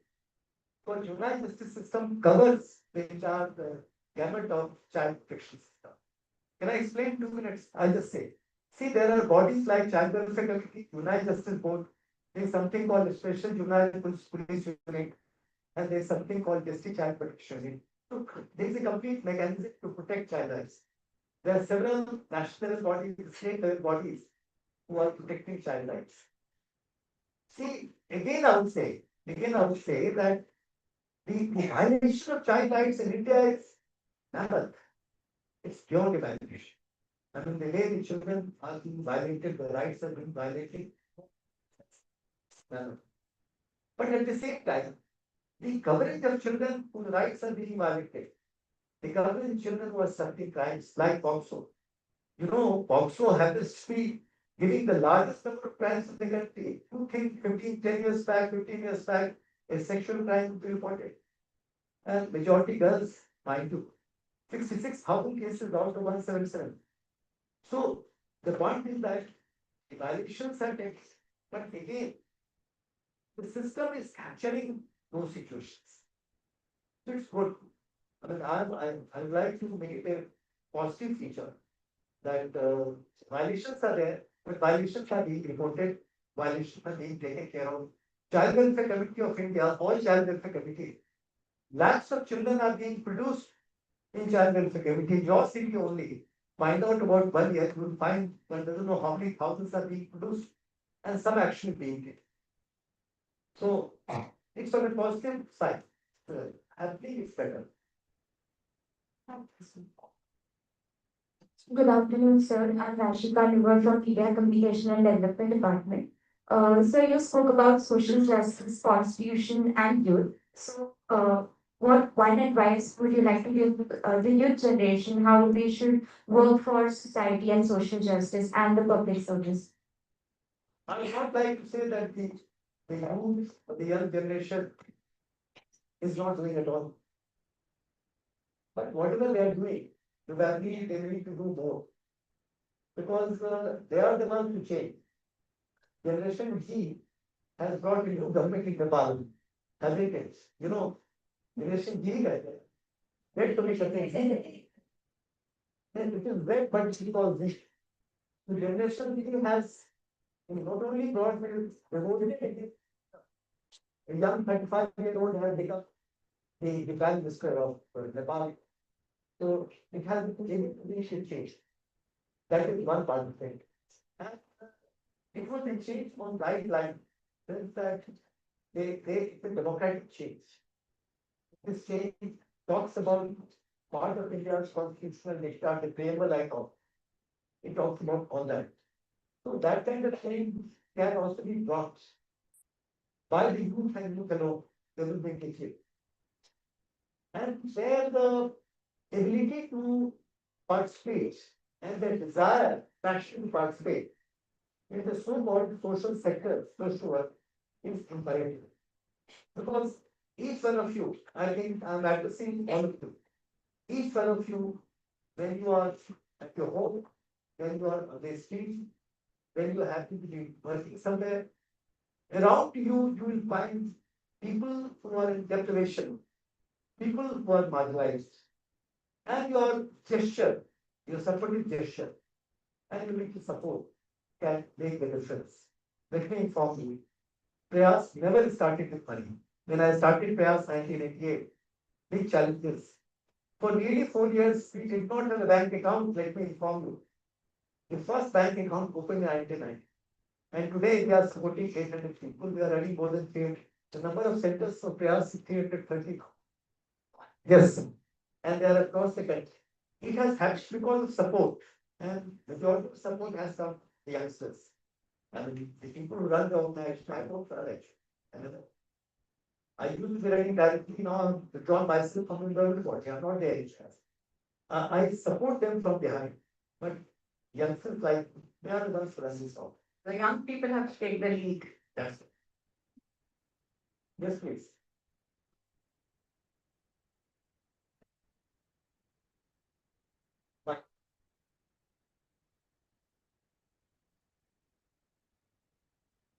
Good afternoon, sir. Good afternoon, sir. My name is Arwa Burhani. My question was, the government is bringing a huge reservation for all of us, as in Reservation. reservation for admission of the police. So what I don't follow. What the government is doing? the government is bringing a huge reservation in forces. If we want to get into one, what should be our roadmap?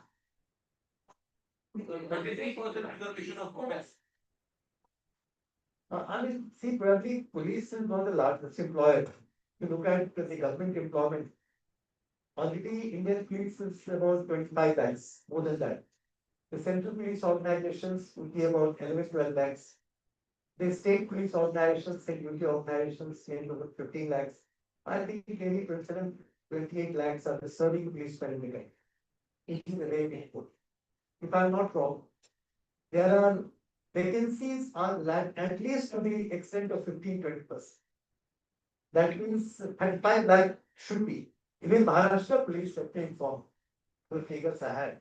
You have good vacancies. So joining police force is a good idea. And then in IPS, for example, or maybe in state civil services, there is no physical test. But when it comes to the levels where people join the sub-inspectors or constables that level, then there is some physical test also taken, although it's not logical. Why an IPS officer should not be subjected to physical test, although we are subjected to very, very rigorous physical activity during our training, horse riding and physical activity and whatnot. So physical fitness is one of the very things. And in any case, the kind of work you are supposed to do in police or in law enforcement or policemen, that requires certain level of fitness. So that is one. But then brains and your ability to comprehend and your knowledge, all that. Now the competition is quite tough, very tough. Not that people get selected just like that. So you should prepare. If you target, you'll get into police, let me inform. Whichever stage you think is proper. IPS may be a little difficult because you have got maybe 6-7 lakh people out here, and nearly 1,000 people ultimately qualify class of classes. And the IPS would be about 150. Very difficult and very uncertain of. But then at different levels, then there are specialized positions in police also coming up. That you can opt for. Okay. Thank you. Thank you. Hello, sir. Sir, you have got an experience of being DGP with Arunachal Pradesh. That is the part of India wherein we don't get to know much, especially tribals dominated area and military Raj, and also China's encroachment. Would you like to share something about Arunachal? The northeastern states, all the northeastern states, 8 sisters or 7 sisters, as they are called. I think the policing is very different. The policing is quite different because in the first place, they have got a separate set of laws also, which have to be followed. And their traditions, which are governed by the tribal laws, those traditions are important, very important. People are very good. In fact, Arunachal Pradesh is perhaps India's most patriotic state. You will be amazed to see the way they conduct themselves. I mean, an average child in Arunachal, if you're going on the road, he can be flying the flag or he can be talking national things, he can be singing songs. They speak Hindi. I hope you are there. Arunachal has got 26 tribes. In fact, my daughter-in-law is a girl from Arunachal Pradesh, and she is from the most difficult tribe of Arunachal called Bishi. These tribes are very active, violent at times, if you don't understand them primarily. So, but then the character of policing, the character of law enforcement in Arunachal kind of thing is very different. But as I mentioned, they are nationalist, they are patriotic, they are Hindi-speaking majority of them. I loved my time. 2 years was a great time, and I got a chance to write these two books also in my life. So Arunachal is an excellent place. That's all I can say. China? Yes, please. Okay, so are there something to say? China's encroachment. Oh, China's problem. It is China, yes. I mean, China keeps on approaching in Arunachal, there are problems. But as I mentioned that people of Arunachal are so strongly nationalistic that China never succeed. I mean, it happened in 90s. No questions, because people are so strongly fight. They are Indians to the bone. So that's a very good thing. I think media needs to showcase that a little more. I think We are not getting the real stories from this Arunachal. kind of message not. Did you know any one of you what I am saying? It's a bad thing. You should know that part of country which is so exposed to China is so patriotic, so good. And I think you know that one point about Arunachal again. Are you aware that anybody from Arunachal doesn't require a visa for going to China? You know that? They go. They say come. They say you are part of us. And they say you come. And if somebody goes to China, no, it should be very happy. He has come to China without visa. But Arunachal would not like to. They just won't go. They never take advantage. I don't know border, cross border, all the way. Yes, good. So, okay, more questions come? Very good. Yes, please. Mike? Mike? So this is the last question I think we'll take. Sorry to others, maybe you can pass the message we will convey. So it's been a very learning kind of session, even for us as teachers today. My question to you is a very personal one. Your trajectory as a police,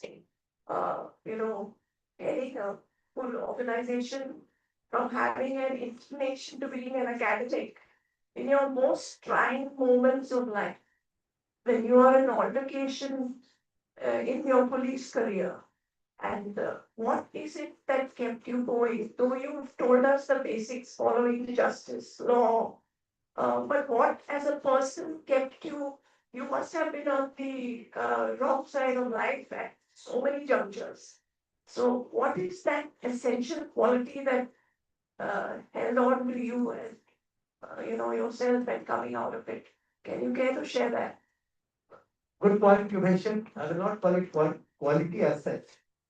But what really helped me to hold on to those very different situations. There was a situation in one of the cases, I don't wish to go in detail, where my investigation with the Prime Minister of India. And then he did Prime Minister, whoever, and the director CBI, both of them, just I'm saying, they thought that how could somebody reach Prime Minister's office for investigation? He asked me, you are investigating Prime Minister of India. I said, no, sir, I'm not investigating Prime. Yeah. I'm only investigating the trail of some money which reaches his home. What do I do? Then he said, you have gone crazy. You understand? I said, fine. From there, I was sent to Delhi. I was sent to Mizoram. All right. My position was getting fine, no problem. See, the only point which your answer, this is one of the most trying events of my career. So I mentioned about it. One thing which is very important, that it's an experience, damn it. It's grand experience. More hardship, more anxiety, more difficulty. People say, what's mystery of the good health? I say, plenty of anxiety, plenty of hard work. The anxiety and hard work, deadly combination. So in these kind of situations, you bear because you think it's the experience. And certain neutrality in life is very important. So,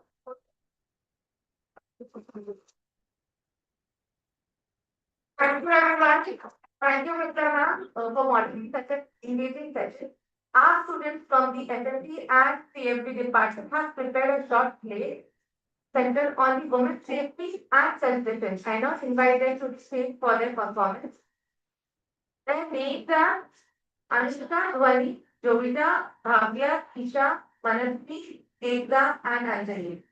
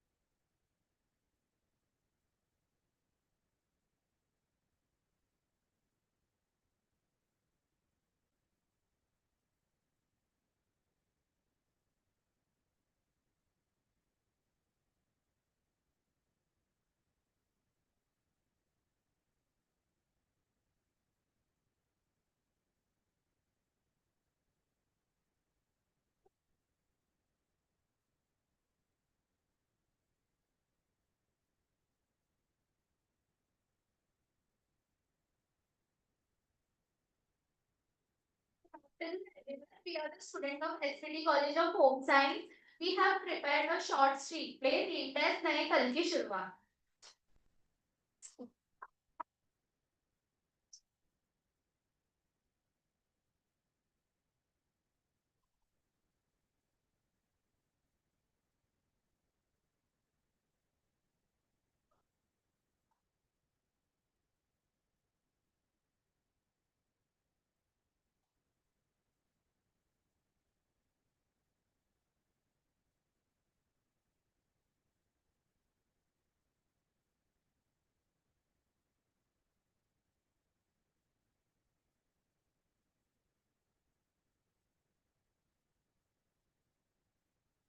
यार, जब लोगों ने मेरी शुद्धता पर सवाल और मुझे अपने पति के कहने पर सबके सामने अपनी परीक्षा देनी पड़ी सिर्फ ये साबित करने के लिए कि मैं पवित्र हूँ और मैं मेरा क्या हुआ? मुझे तो अर्जुन पसंद. मेरी उससे शादी नहीं हुई, लेकिन फिर भी बड़े दरबार में मुझे चीर हरण. हर युग में नारी की क्यों हमारी ही अपनी परीक्षा क्यों हमारे लिए आंसू क्यों? हमारी ही आशाएं क्यों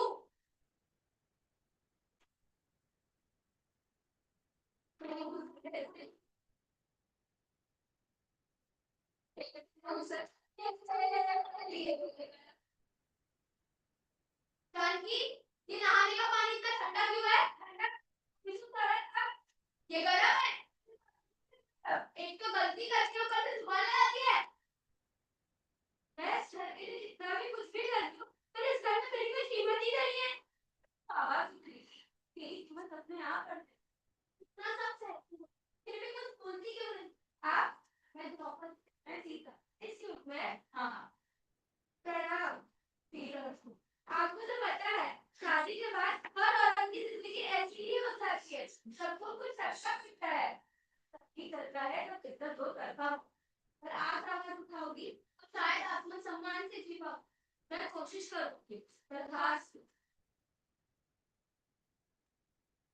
जानकी, मेरे स्त्री के कपड़े अब तक निकाले क्यों नहीं है? क्यों खुद नहीं निकाल सकते तेरी इतनी हिम्मत. आज बहुत ज्यादा कुछ चल रहा है तेरा. इतना मारूंगा सारी अकल ठिकाने आ जाएगी. मारो मारो आता है क्या तुम्हें मैं तुझे घर से निकाल दूंगा. निकाल दो मैं भी पढ़ी लिखी हूँ कमा कर खा सकती हूँ जान दूँ मैं छोड़कर जानकी रुको.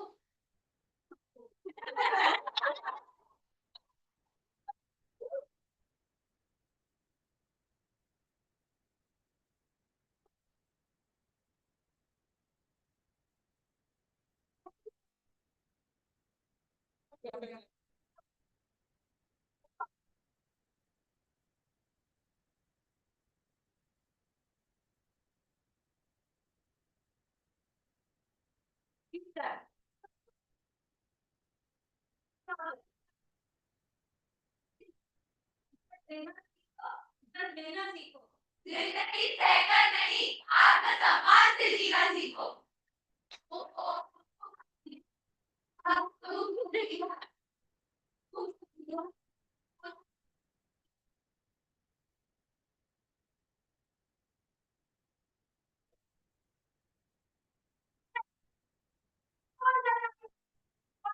शर्म करना काम नहीं आई मेरे साथ हुआ बलात्कार जहाँ देखो वहाँ लड़कियों पे अत्याचार बढ़ते ही जा रहे हैं अगर एक लड़की को अपनी सुरक्षा करनी है तो उसे सेल्फ डिफेंस आना बहुत जरूरी अरे ये सब कॉटन की है सेल्फ डिफेंस कराटे शराटे टाइकोंडो वाइकोंडो पैसा कमाने का नया तरीका है हाँ आपको क्या आप औरत होती तो आपको समझ में आता आजकल लड़की को बाहर निकलना भी कितना मुश्किल हो गया है प्रॉब्लम है पापा आप हमें डर के जीना सिखा रहे हो लड़ाई करना नहीं तो क्या करें करना ये है कि लड़कियों को रोको मत वो स्ट्रॉन्ग बनाना शुरू करो और आजकल बहुत सारे एनजीओ फ्री में सेल्फ डिफेंस वर्कशॉप सिखा रहे हैं सिर्फ कराटे नहीं सिखाते हैं कॉन्फिडेंस सिखाते हैं ऐसे सिचुएशन का सामना करना ये सिखाते ताकि कोई लड़की कहीं फंस जाए तो डरे ना चुप ना रहे पेट के सामने आप लोग सही कह रहे हो आजकल के जमाने में सेल्फ डिफेंस सीखना बहुत जरूरी है शायद मेरी सोच में नहीं करती अपनी लड़की को रोकना नहीं आगे बढ़ाना देखा द्रौपदी जब डर के आगे हिम्मत आ जाती है तो अत्याचार अपने आप हो प्रचंड फोड़ मस्तकों के ढूंढा जंगली लड़की तुमको मारे दो आने वाले सारे आते सारे रास्तों पर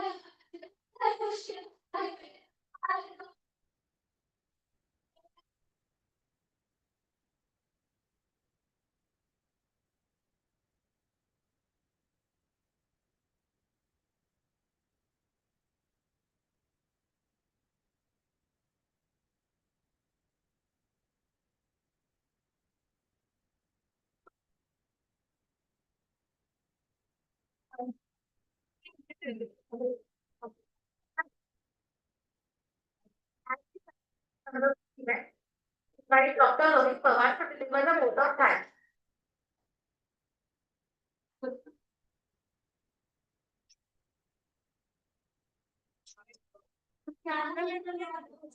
Good afternoon to all present.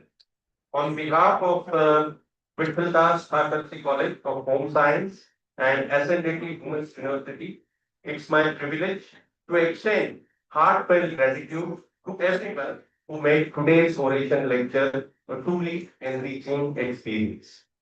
First and foremost, I would like to salute Amod Kanth, the he has been hero during his service, and after the retirement, still he has been serving to the society. This is what I aspire to do, and sir, your life journey really inspired me personally. I express our sincere thanks to Sir Amod Kanth, whose thought-provoking lecture on continuum police and social justice has offered us deep insight into intersections of law enforcement and human rights. Your decades of service and advocacy have illuminated pathways for justice that resonates with our academic values and social commitments. I am grateful to our principal, Miss Manjari Bhalerao, for her leadership and unwavering support in organizing this prestigious event. Your encouragement, madam, has ensured that our academic endeavors remain rooted in relevance and impact. Thanks to Himani Malhotra, madam, for her continuous support. Thanks to Sabrina, madam, for welcoming the guest. And thanks to Vipra, madam, for being instrumental in getting Amod Kanth and introducing him. Special thanks to our students, volunteers, and technical team. In technical team, we have got Lard sir, we have got Ilse and yes, we have got Elton sir, who is always there to help us. Who our technical team quite whose quite efficiency and dedication ensures that every detail and logistic of digital coordination was handled with professionalism. All the activities, distinguished guests, colleagues, and student attendants. Thank you for your presence and engagement. Your participation affirms the importance of dialogue between academia and civil society. Lastly, I will thank Dhwani Malkan and her group for the quick claim. Sir, it is a statement who were one in your also. They have made certain changes, made it short, shown a shorter version of it. The longer version indeed is much more beautiful. Finally, I acknowledge the legacy of Shri Sudhir Krishnaraj Thackersey, whose endowment continues to inspire excellence and social consciousness in higher education. Let us carry forward today's insights into our classroom, research, and community outreach. Thank you once again.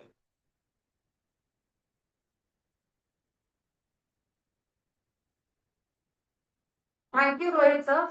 I request everyone, please rise for the national anthem. Please don't change.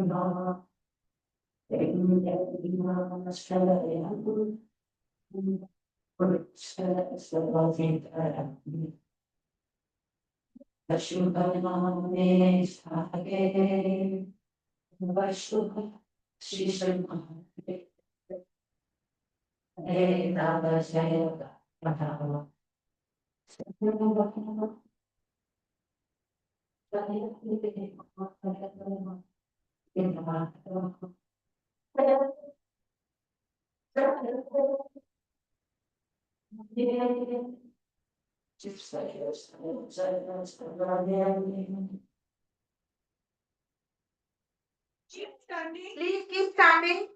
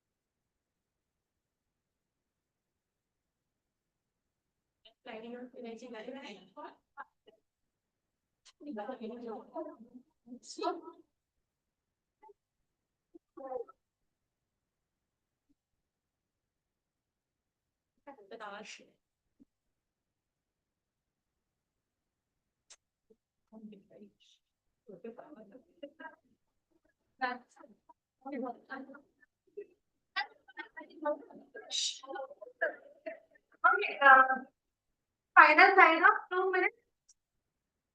As Nelson Mandela once said, there can be no cleaner regulation of a society's soul than the way in which it treats its children. Today, through the word of Shri Amod, we have seen what a life dedicated to that soul looks like. With inspiring energy, we conclude the fourth Sudhir Krishnaraj Thackersey Endowment Oration. Thank you to our guests and our wonderful audience.